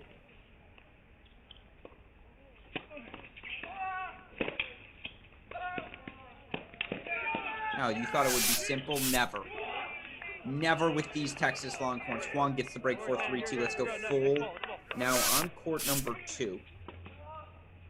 Actually, let's go to court 1. Noah Schachter had breakpoint chances. Or was up a break, excuse me. Now 3-all. 30-all coming up here in the second set. So Texas making a move on just about every court they dropped the first set. It's a big serve from Schachter, though, 4-40-30.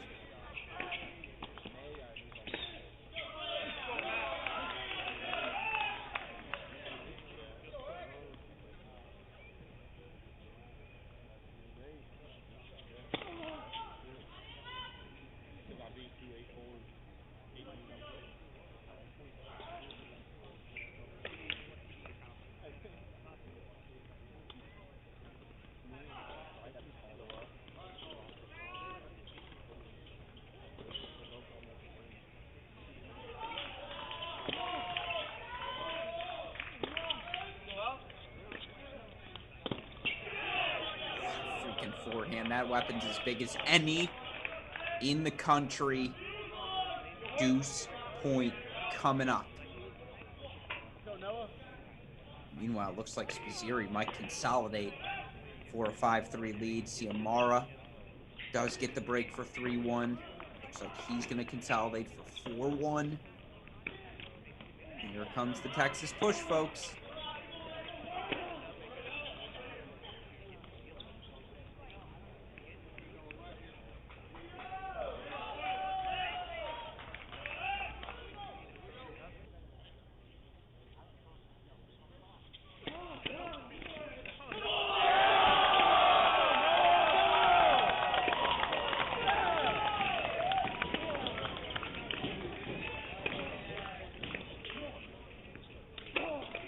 So it's 4-3 now here on court number 1. Let's go over to 3.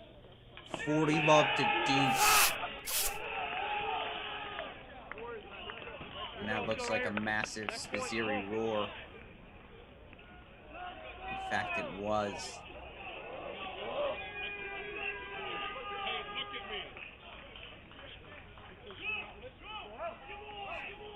5-3 now. Elliot Spizzirri 1 game away from forcing a 3rd set. I mean, no, we can stick here for now. Game point coming up for Richard Ciamara. Looks like he is going to consolidate and take a 4-1 lead. Again, Texas going to need at least 2 3-set victories to win today's match.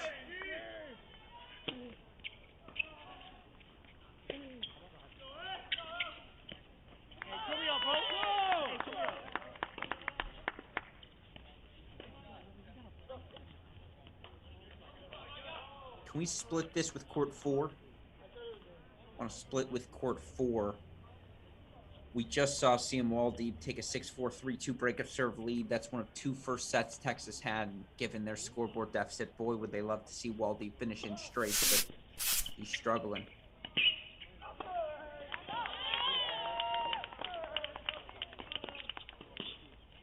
Faces breakpoint chances now for Guido Marson.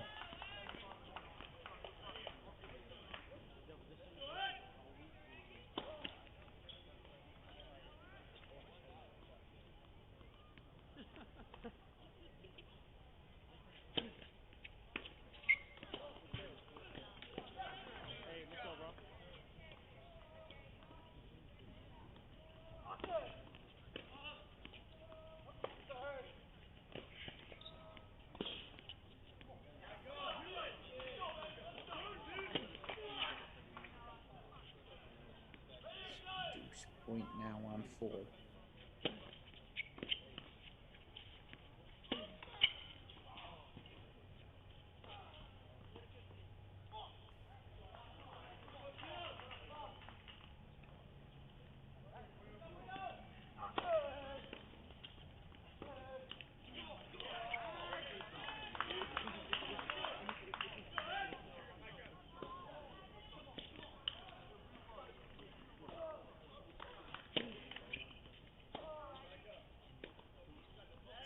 Serve lands in.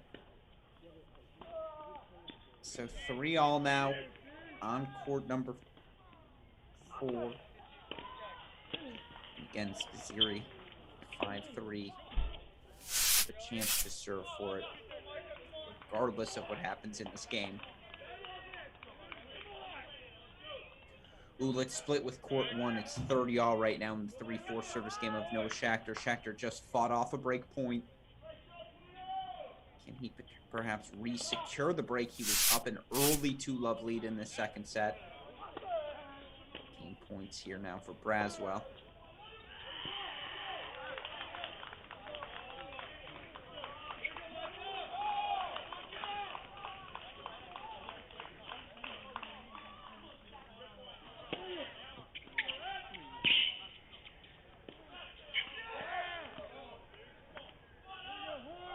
Big hold for Braswell. 4-all. No, excuse me, deuce point coming up. What was I looking at there? I apologize, folks. Meanwhile, set point for Spaziri. So here we go. It's also a break point chance for Luke Casper on 6 as he tries to force the split.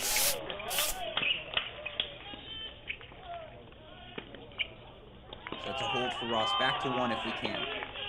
So we see 4-all now. Big Braswell hold. Oh, excuse me. Let's go to 6. That deuce point's still perhaps going on. Yeah, I thought it had concluded. So I believe McDonald holds for 4-all. In fact, that is indeed the case. So let's go to 5 now. Things gotten awfully interesting, awfully quick. Chi Huang was down 3-1. He's got 3 breakpoint chances to make it 3 straight games. And if we can, let's split this with court 3 as Elliot Spaziri now serving to force the match at 3 singles to a second set.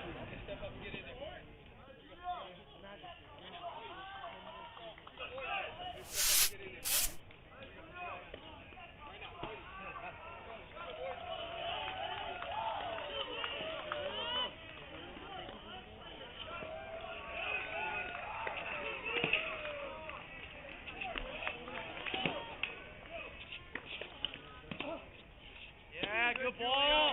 There it is. There it is.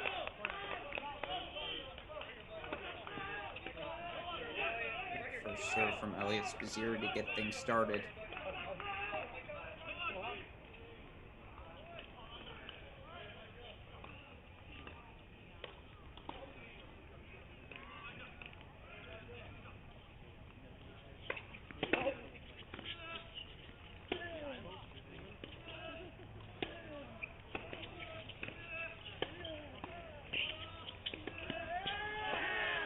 the Longhorns.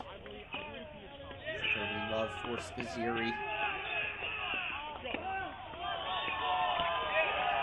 It's a break for Chi-Chi. So let's go full on 3 now.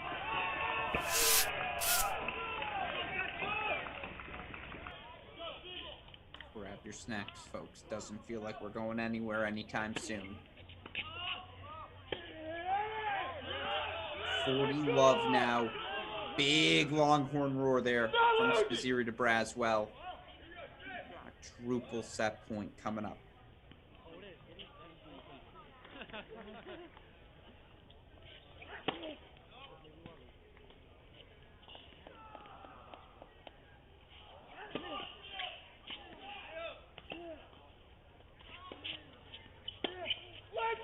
Let's go the distance. With that one-handed backhand rip, Elliot Spizzeri. You know he's got a two-hander, folks. That's the most impressive part. Cut the clip, super producer Daniel Westhoff. We go 3 here on court number 3. Meanwhile, over to 4. Another chance to trade breaks. Make it 3 straight for CM Waldeep. Again, that's court number 4 now if we can.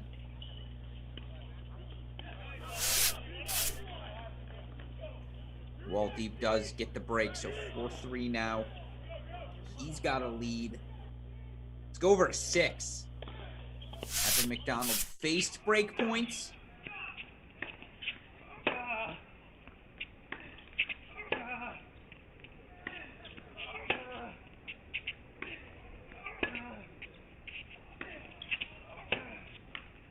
Luke, come on, Luke. Oh, but now 30 all. I was going to say he now has game points. Does not quite yet, though.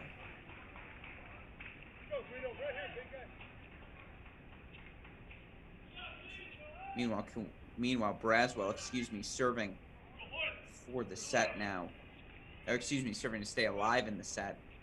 And the match on 1. Waldeep up a set and a break for Texas on 4.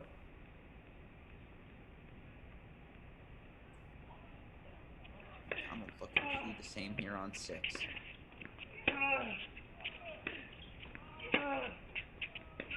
No. Go, Luke. Ball called long, confirmed by the chair. So 40-30 now for Casper.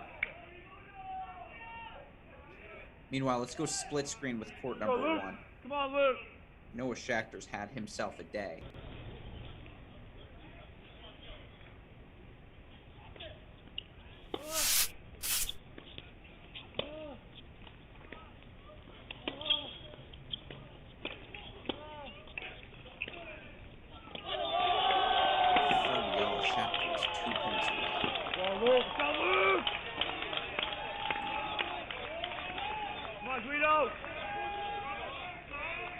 Hold for Casper. Or 5-4 on court 6. So let's go full on 1.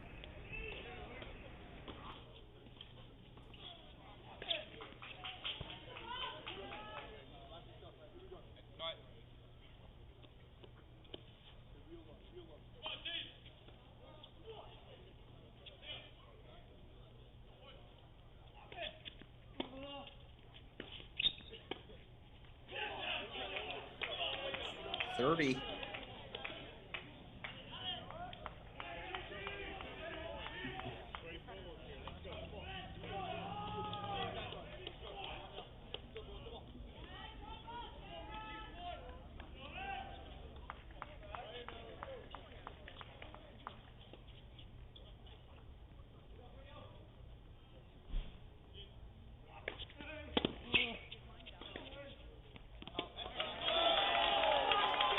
Deuce point, match point, Schachter.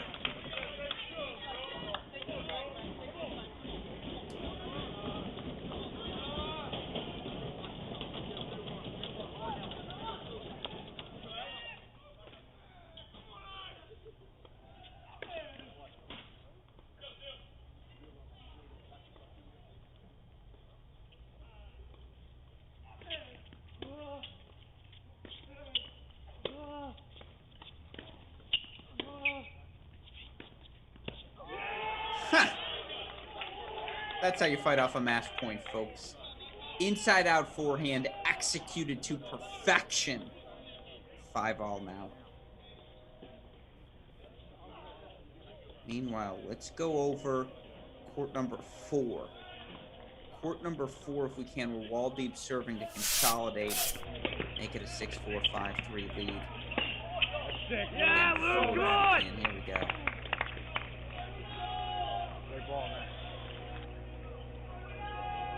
Looks like a deuce point coming up.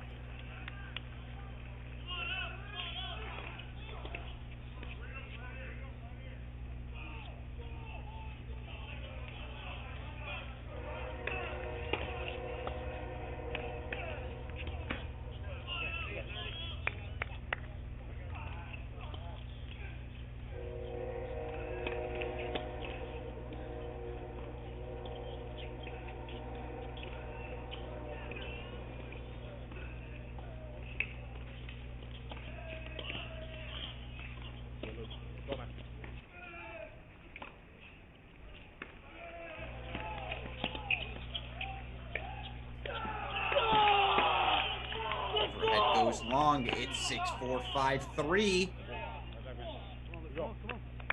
We got to go to 6, though. All of the sudden, folks, we might be going the distance just about everywhere. Luke Casper was love 30 up in this game. It's now 30-all. He's 2 points away from forcing a third.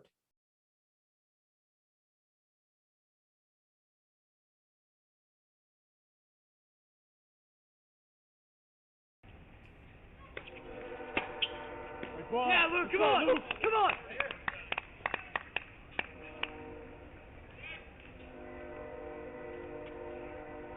Set, point, Casper. The A&M freshman looking to extend things all of the sudden here on 6. Meanwhile, can we split with 5? We got set points for Chi Huang on 5. Sure, the net court ace makes the most sense. Also set points right now on 2 for Ciamara.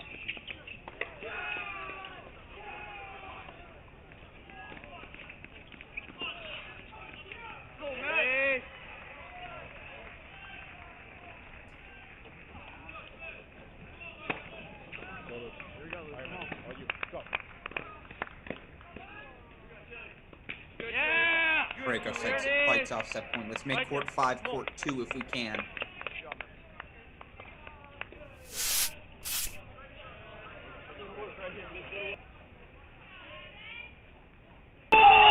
Let's go! Come on!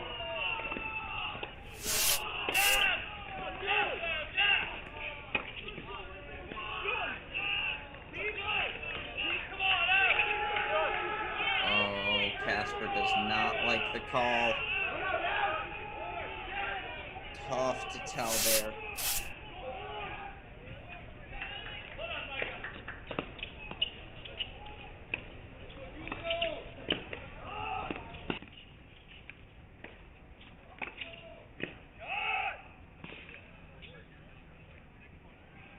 So if we can, let's go full now. Third set on 2 coming up.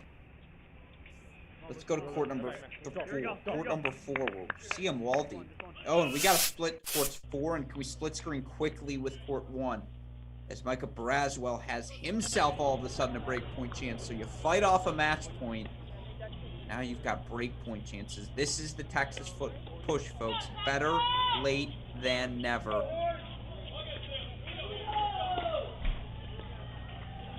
And you're not going to believe it, but Braswell got the break. So he'll serve to force the third. We've already got third sets on courts 2 and 3. Chi Huang serving to force a third on 5. Braswell going to do the same on 1. Makes this match, getting it off the board quickly for Texas, that much more valuable.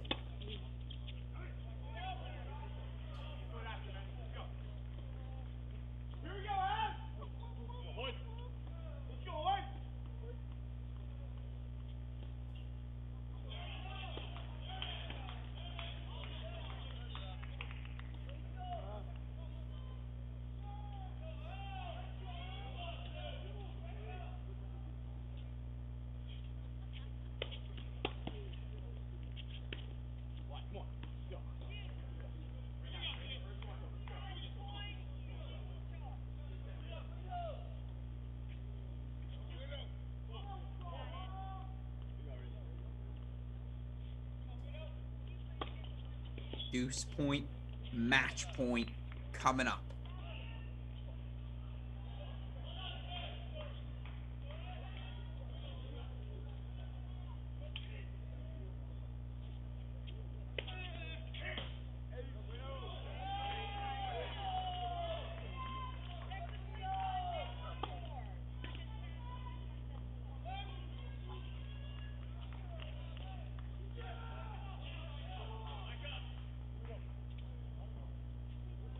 So 5-4, Waldeep's going to have a chance to serve for it. Let's go over to 1.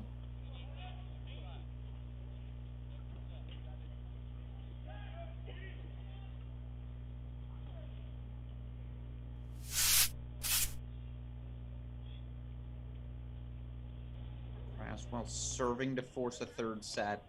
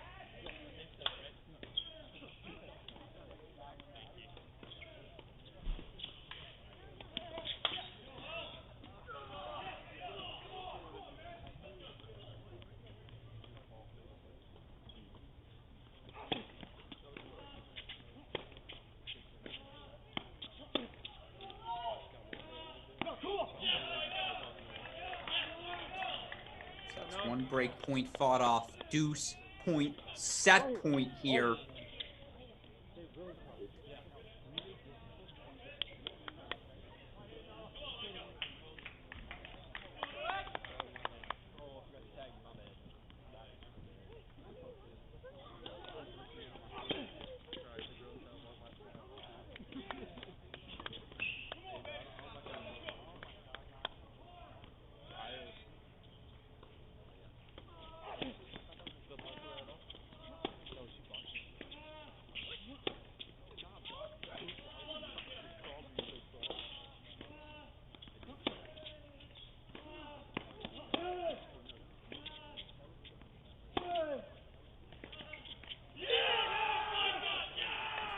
Deuce point hold. Micah Braswell sends us to a third set. This is the Texas team we saw so much of last season. And it's interesting, no freshman Pierre Bailey. They do have Ciamara in place of Cleve Harper, but this performance back against the wall, scrapping, clawing, inching their way towards victory. Let's go to court 4 now. Waldeep closing in on a first point.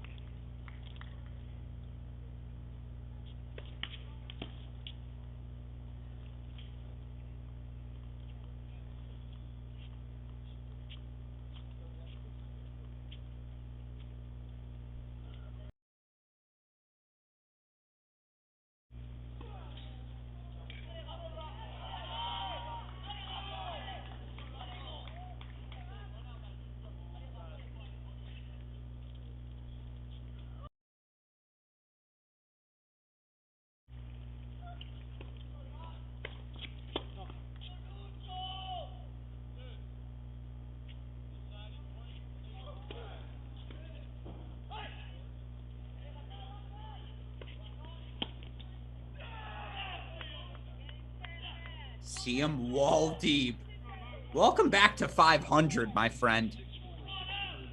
Huge victory for the Longhorns to put a point on the board and tie things up 1-all. Let's go over now.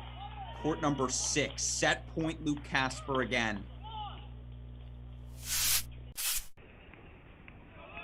Deuce point here for Evan McDonald. Just fought off a set point in his last service game as well.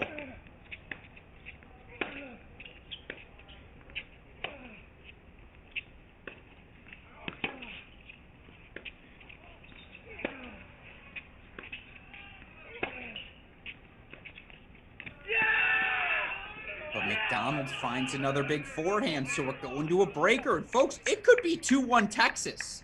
After all that work, doubles in 4 first sets, the only team that has a chance to win a straight set match, and did win a straight set match, is going to be Texas. This group, Spaziri, Waldeep, Braswell, McDonald, Huang, Richard CMR, obviously the new addition as well, but they just do not know the meaning of the word quit.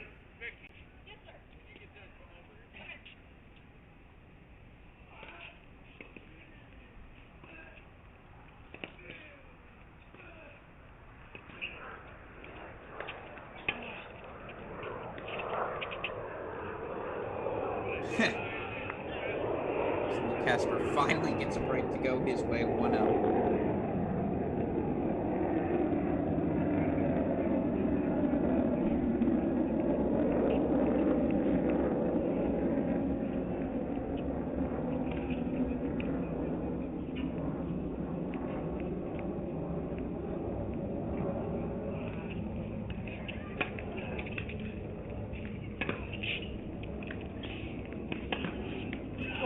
Luke, come on!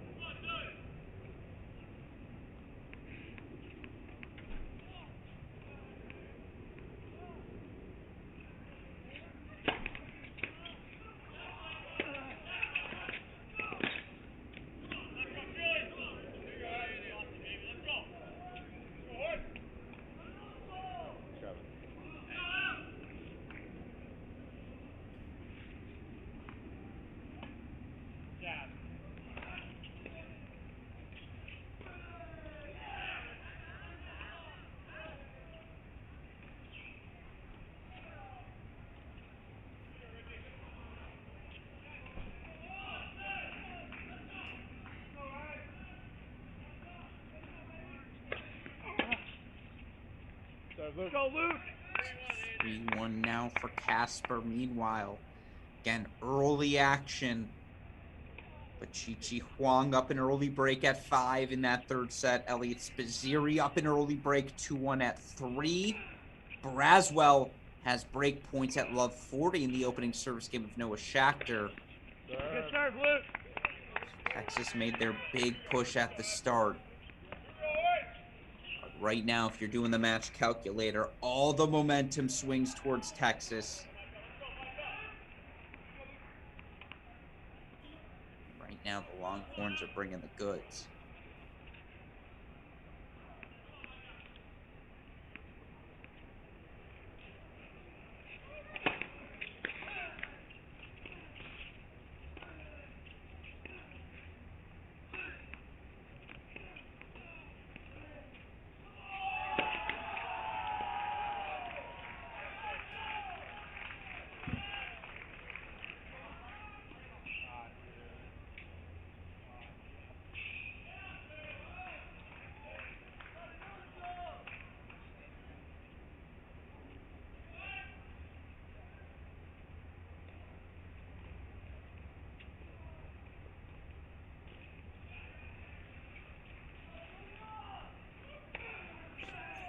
One for the freshman Luke Casper here as we make the turn. And again, Alex Gruskin joining you here. I believe we're going to have the professor himself, Chris Halioris, joining us on the broadcast shortly. Right now, after taking the doubles point and 4 first sets in singles. It's Texas A&M who finds themselves on the ropes. Yes, Luke Casper has a 5-1 lead here to force a third. Yes, Noah Schachter escapes with a hold in his opening service game. But after dropping those 4 first sets,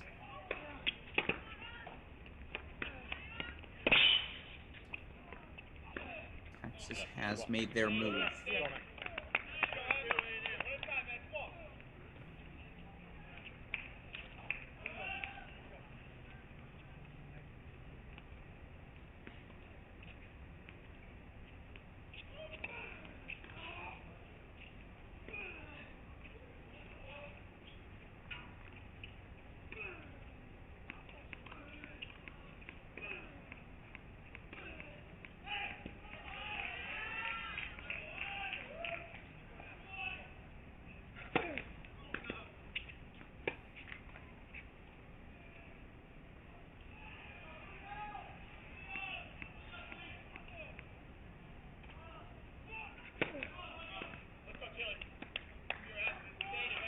Apologize, I know it's a bit frozen here. That'll happen from time to time. You see the jump. 5-3 now.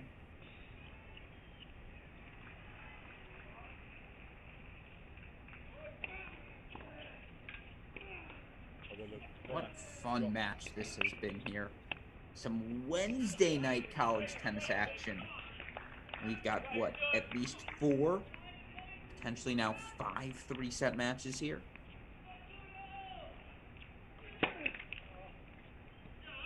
And again, for Texas, superstar freshman Pierre Bailey, who's been in the top 3 of their singles lineup all season long. He's out.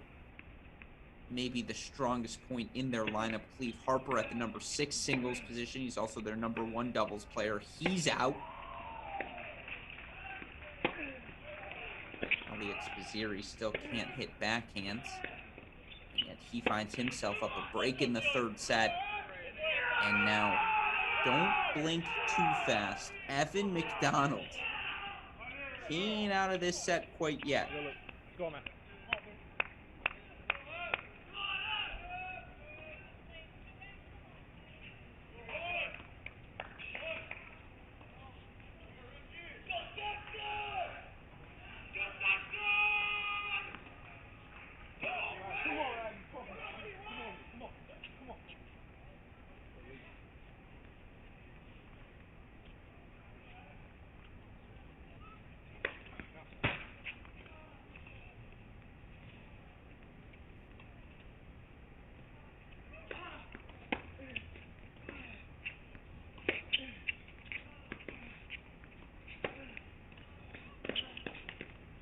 Luke, come on!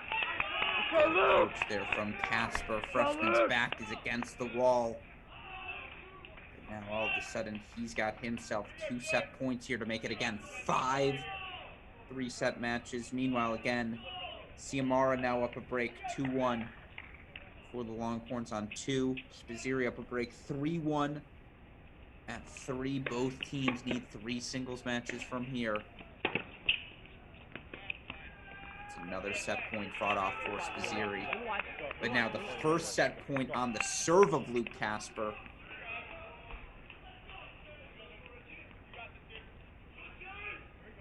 Let's see what the freshman comes up with. Come on, Luke, come on. All right, man.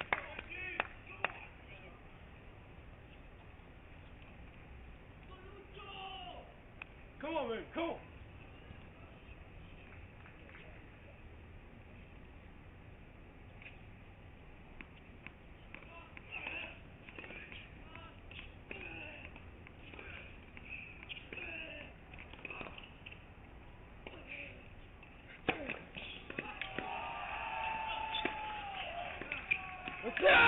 And he goes body. Bold choice from the A&M freshman.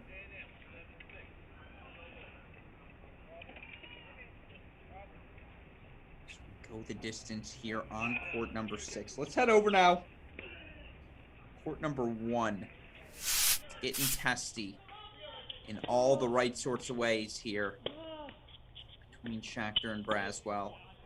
Break point chances traded back and forth. In the end, it's 2-1 on serve here. Braswell at the start. Let's go over to 2 now.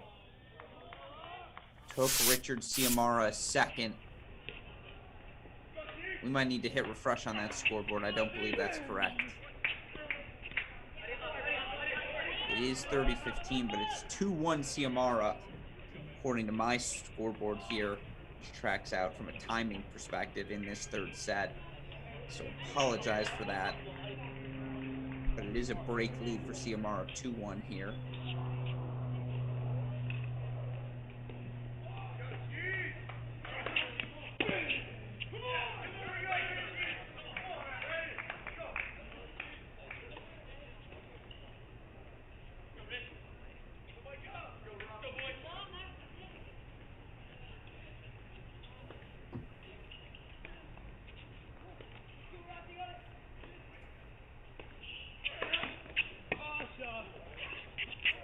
Meanwhile, joining us now on the broadcast, man who always joins us when we're talking college tennis here at Cracked Racquets. You know him best as the snitch, the professor. I know him as my friend Chris Halioris. Chris, welcome into our broadcast. 1-1 A&M Texas. We've got 5 3-set matches, and as we again screen freezing up here, do apologize for that. Ciamara. Oh!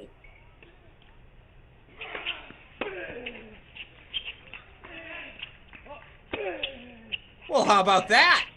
Welcome to the broadcast, my friend. How are you doing? I'm doing good. How are you? Another day in paradise here again. 1-1, 5 3-set matches. Your one singles match in straight sets. Siam Waldeep 4-4 over Guido Marson at the number 4 spot. No Bailey, the superstar freshman for Texas. No Cleve Harper, maybe the surest thing in their lineup. What does this performance right now tell you about the Longhorns, Chris? Well, I mean, break back, by the way, 2-2 here. Yeah, I'll point out at the same time, you mentioned a couple guys missing there. No Pierce Rollins on the A&M side, right? Sure.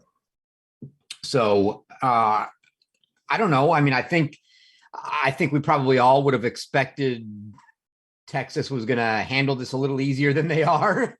I mean, to be blunt, it's at A&M, which is no easy task. But A&M's been off to a little rocky start. Texas, no Bailey. That's I think the Bailey for Rollins. Rollins generally plays 2 for A&M. Bailey 1-2 for Texas. That's an even swap out. But missing Harper is definitely a big miss, especially in doubles for Texas. And you look right now for this Texas A&M team, they do seem to have found some options in doubles. Kenner Taylor and Schachter undefeated, 4-0 at that number 1 spot. Ross and Storch continue to play well. I feel like there's a T-shirt that has to be made there for your team, Groskin. Well, hold on. You said no Pierce Rollins today, correct? I believe, did we not see Rollins? No, it was Perego and Perot who played that number 3 double spot. Yeah, I don't know. I haven't talked to the A&M guys. I'm not sure what the deal is there. Rollins, obviously. I think the last doubleheader they played when they played Incarnate Word in Arkansas, I believe he played in the Incarnate Word match, which was early. They played him, sort of backwards, if you will, and then was not in the lineup against Arkansas. And thought maybe that was just a resting kind of thing, but now that he's out here as well, it seems like maybe there's more to it.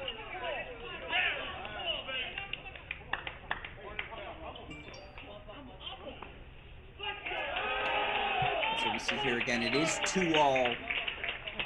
That first game, a reminder, between Perot and Ciamara, 12 games, Chris, 9 breaks of serve in that first set. You and I went out there and played a practice set and recorded it for everyone.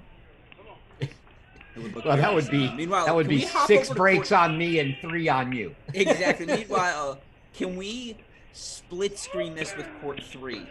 How about this? Maybe the best story right now from an effort standpoint in college tennis. Elliot Spizzirri on court 3. Lost the first set 6-3 to Mathis Ross. Ross seemed to have incorporated the serve and volley, found the opportunities to serve wide to the Spizzirri backhand, keep him on, or forehand, but keep him honest. And yet the athleticism and just the creativity of Elliot Spizzirri. He might win this freaking match, Chris. Oh, he's going to win this match. But that's pure heart and fight right there. I mean, he's out there playing knowing he doesn't have, all of his game with the backhand and the wrist. And he's doing what he can, and he's gonna get it done today. Well, first of all, if I'd have told you at the start of the season, no Pierre Bailey, no Cleve Harper, and yet Spizzirri and Waldeeb are playing 3 and 4, you'd have thought, all right, Texas is rolling. Like, they're good. We feel very good no matter what. This is a positive sign right now for the Longhorns. Siam Waldeeb off the court in straight sets. Elliot Spizzirri banged up, and yet just finding ways to contribute for this Longhorn team. You see game points from Perot there for 3-2, and we've pretty much reset on all of our other courts. But after taking doubles and 4 first sets, it's probably going to be Texas with the first 2 singles matches in a 2-0 lead, Chris. As you see there, by the way, Perot holding 4-3-2. You got to love this sport. Definitely a little letdown on the A&M side. You're feeling pretty good after doubles and 4 first sets, and then to be the first ones to find yourself in a hole after 3 matches or 3 points on the board at 2-1 down. That's a little disheartening. And the slice bump lob. Is this near and dear to your, like, do you think Steve Denton's watching this and going, Elliot, I respect you so much right now. Like, you look like me out there. I don't think that's what Denton's saying. Oh, Elliot. I almost did my Denton impression. Oh, he made one of those earlier, Chris. He made a one. He tried to come over it. Yeah. Westhoff, I think, cut the clip, or at least he marked the clip, I imagine, of where on a set point he had a one-handed ripper backhand cross-court winner, where you're just like, come on now. Yeah, I've caught part of your broadcast here. I haven't seen a lot of Spizzirri. Has he been? I mean, I assume he's still, 90% slice on the backhand wing. Over. He can't hit a backhand, and he hasn't hit a backhand. Doesn't need to there. Elliot Spizzirri, 3-6, 6-4, 6-1. Somehow it is 2-1 Texas. Let's go over to court number 1. Braswell's making his move now as well. Break point chances here on Noah Schachter. God, the sophomore has taken somehow 20-6 as a freshman in dual matches. He's taken another leap forward here this season. Faced match points in that second set, now leads 3-2 in a break here in the 3rd on 1. Let's go over now. It's 3-all on 5. Let's go over to CMR on 2. It's 2-3 right now.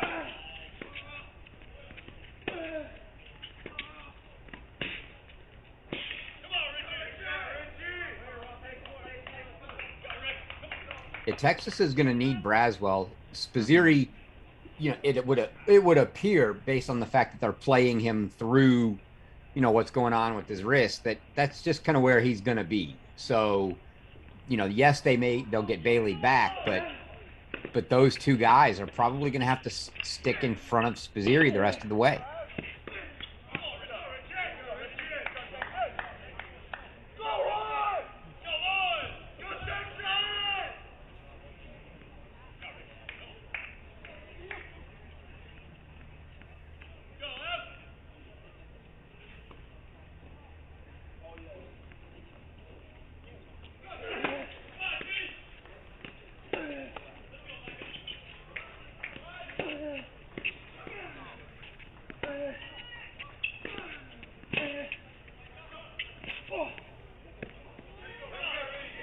Holds. Wow, I don't know about that. That choice there from Perot. Ciamara was doing everything he could to stay on the baseline, taking every ball early just to stay up on the baseline, and Perot goes with the drop anyway. Generally something you'd like to see if the guy's, 10 feet back behind the baseline on you.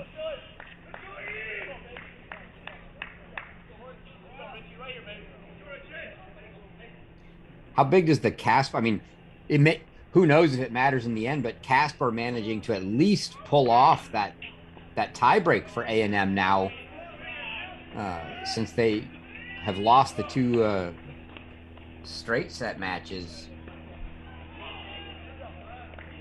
Actually, I guess this Spaziri was just a quick 3-setter. No, you're right, though. Casper staying alive was critical for A&M, just especially given Texas had wrestled all of the momentum, right? Spaziri takes that second set and gets off to an early break. Chi Huang takes that second set. Braswell takes the second set. Waldeeb had closed in streak. If McDonald had won that match, it's 3-1 all of a sudden. And now, again, it goes from a 50-50 match to a 75-25 match. Right now, the only break of serve is from Micah Braswell in the third set. Texas A&M is absolutely right there in 3 out of the 4 courts, including here on court number 2, where, again, and we apologize, camera keeps freezing on us here at Texas A&M, or maybe it's just freezing on me. No, it was doing the same. Now it's back. It's doing the same for me. Here.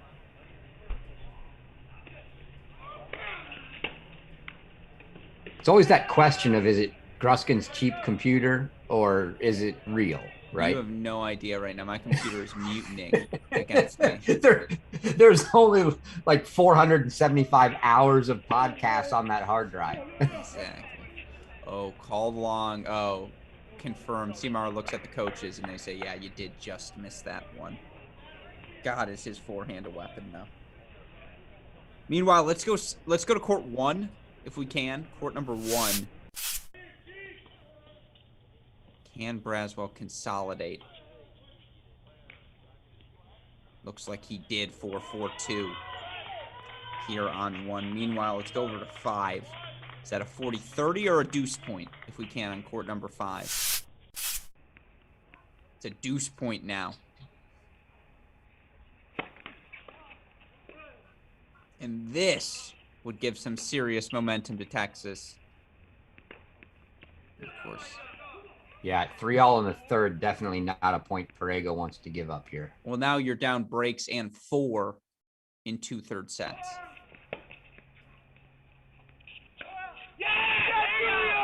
Oh, he got away with it. Hits that forehand to Austin. Perego was guessing backhand corner, and Chi went forehand. All he had to do was put the ball in the court, and it was his. And he that hit it long. Holding, though, that disguise is probably what led to the error, holding that as long as he did. So let's go back to court number 1 now, where Noah Schachter's serving to just keep it a 1-break deficit. But man, I'm telling you, is there a bigger weapon right now in men's college tennis than the Braswell forehand? Like maybe the Boitan forehand, but that's it. Well, I mean, Famba and Waldeeb, when they're going big on the forehand, would like a conversation, but consistent depth, power, Braswell might be my number 1.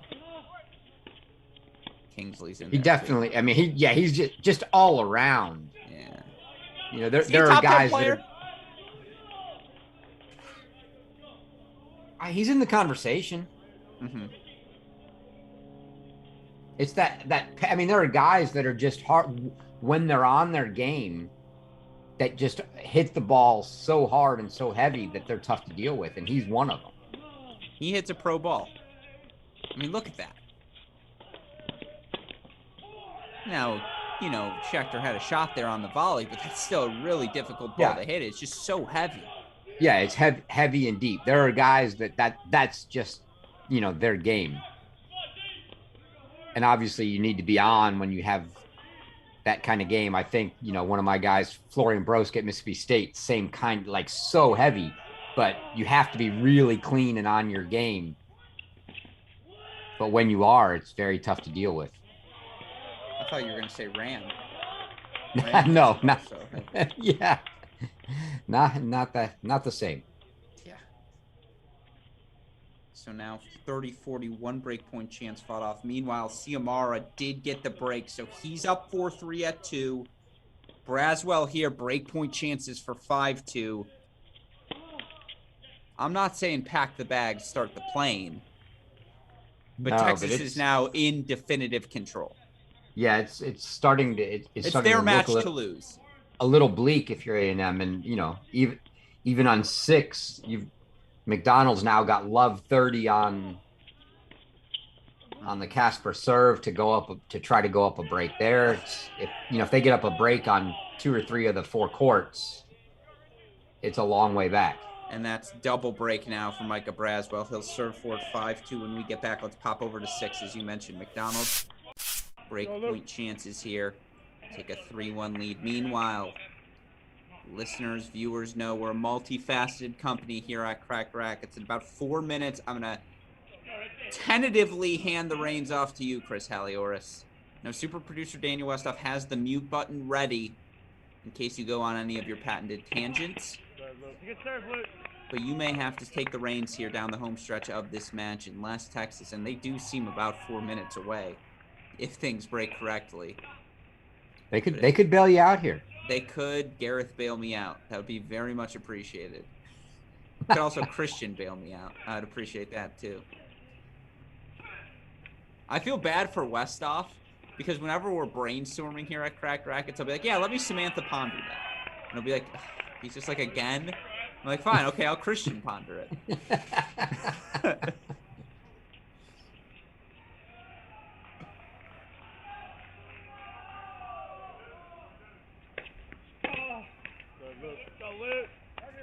I can tell you that I never say, oh, let me Djokovic that, because that's not a thing.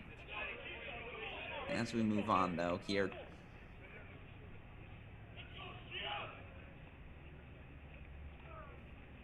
Let's go over, if we can, or let's split screen. I apologize, and I didn't mean to cut you off there with court number 1 as Braswell gets ready to serve out that match. I'm just going to say on the side, what's your money? I don't even know if there's been an official announcement. I don't think there has. What's the money line on Djokovic making it into Indian Wells? He's out officially. Is he out? Is it officially done now? Officially. So the money line is, I'll give you plus 10 billion odds that he's not in. Yeah.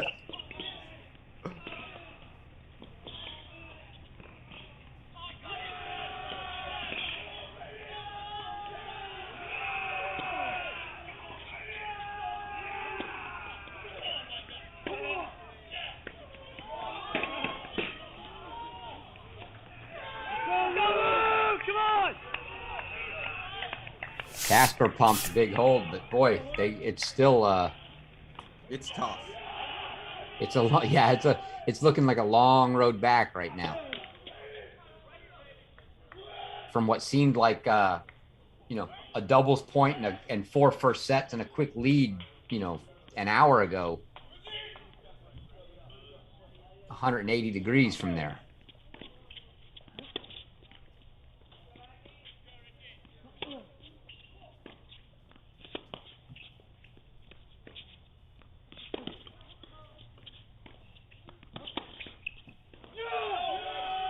Braswell, 3 match points now.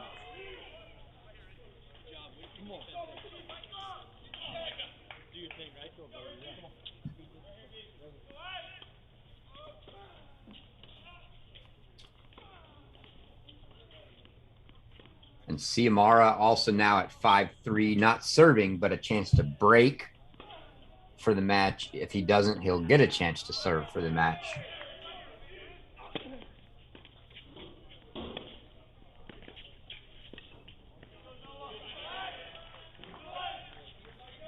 Shakhtar fights off 1 with a good ball down at Braswell's feet there.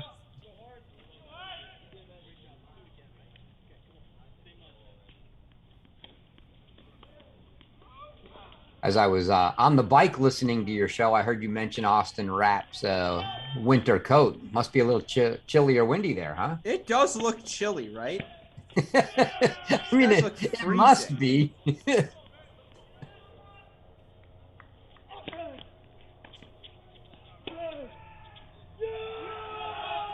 Oh, that backhand down the line. I don't even know that was intended or clean, but Braswell will take it.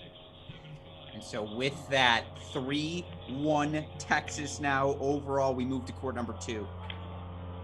It's Richard Ciamara's world. We're all just living in it.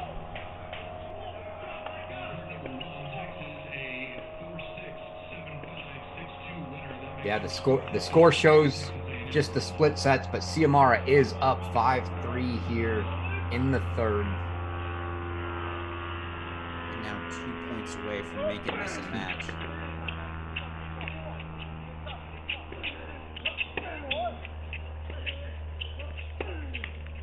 So again, if you are just joining us, Texas dropped doubles and 4 first sets.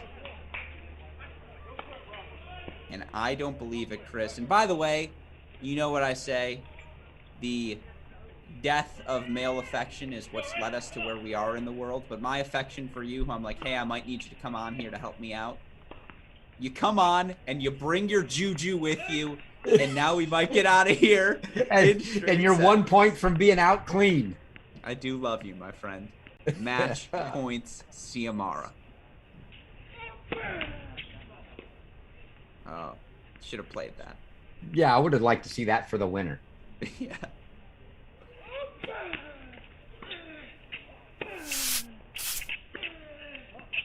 We go to us.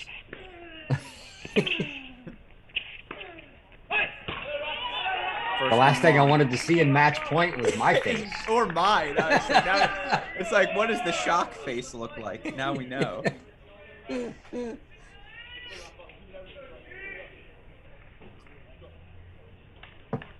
There's a Westhoff special right there. He got us.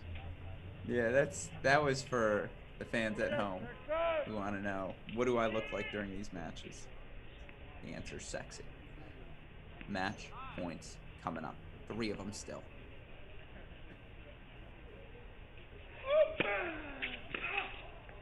That's a good serve to bail out there. I, on the other hand, as I am in the verbal category, the antithesis of that. Yes, you are, as we say, a voice built for radio. Yeah, precisely. Yeah, it's... Anyways, let's focus on the match point. Oof.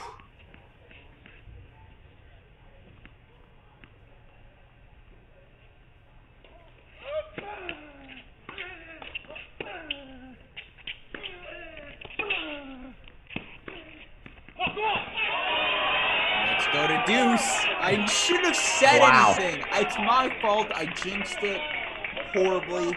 Meanwhile, for what it's worth, Corrego 5-4 up on Chi Huang. Huang serving 15 love. Meanwhile, Luke Casper 3-2 up now on Evan McDonald. I will point out again, there were 9 breaks of serve in a 12-game first set. Never say never if you're Texas A&M. It still ain't quite over yet.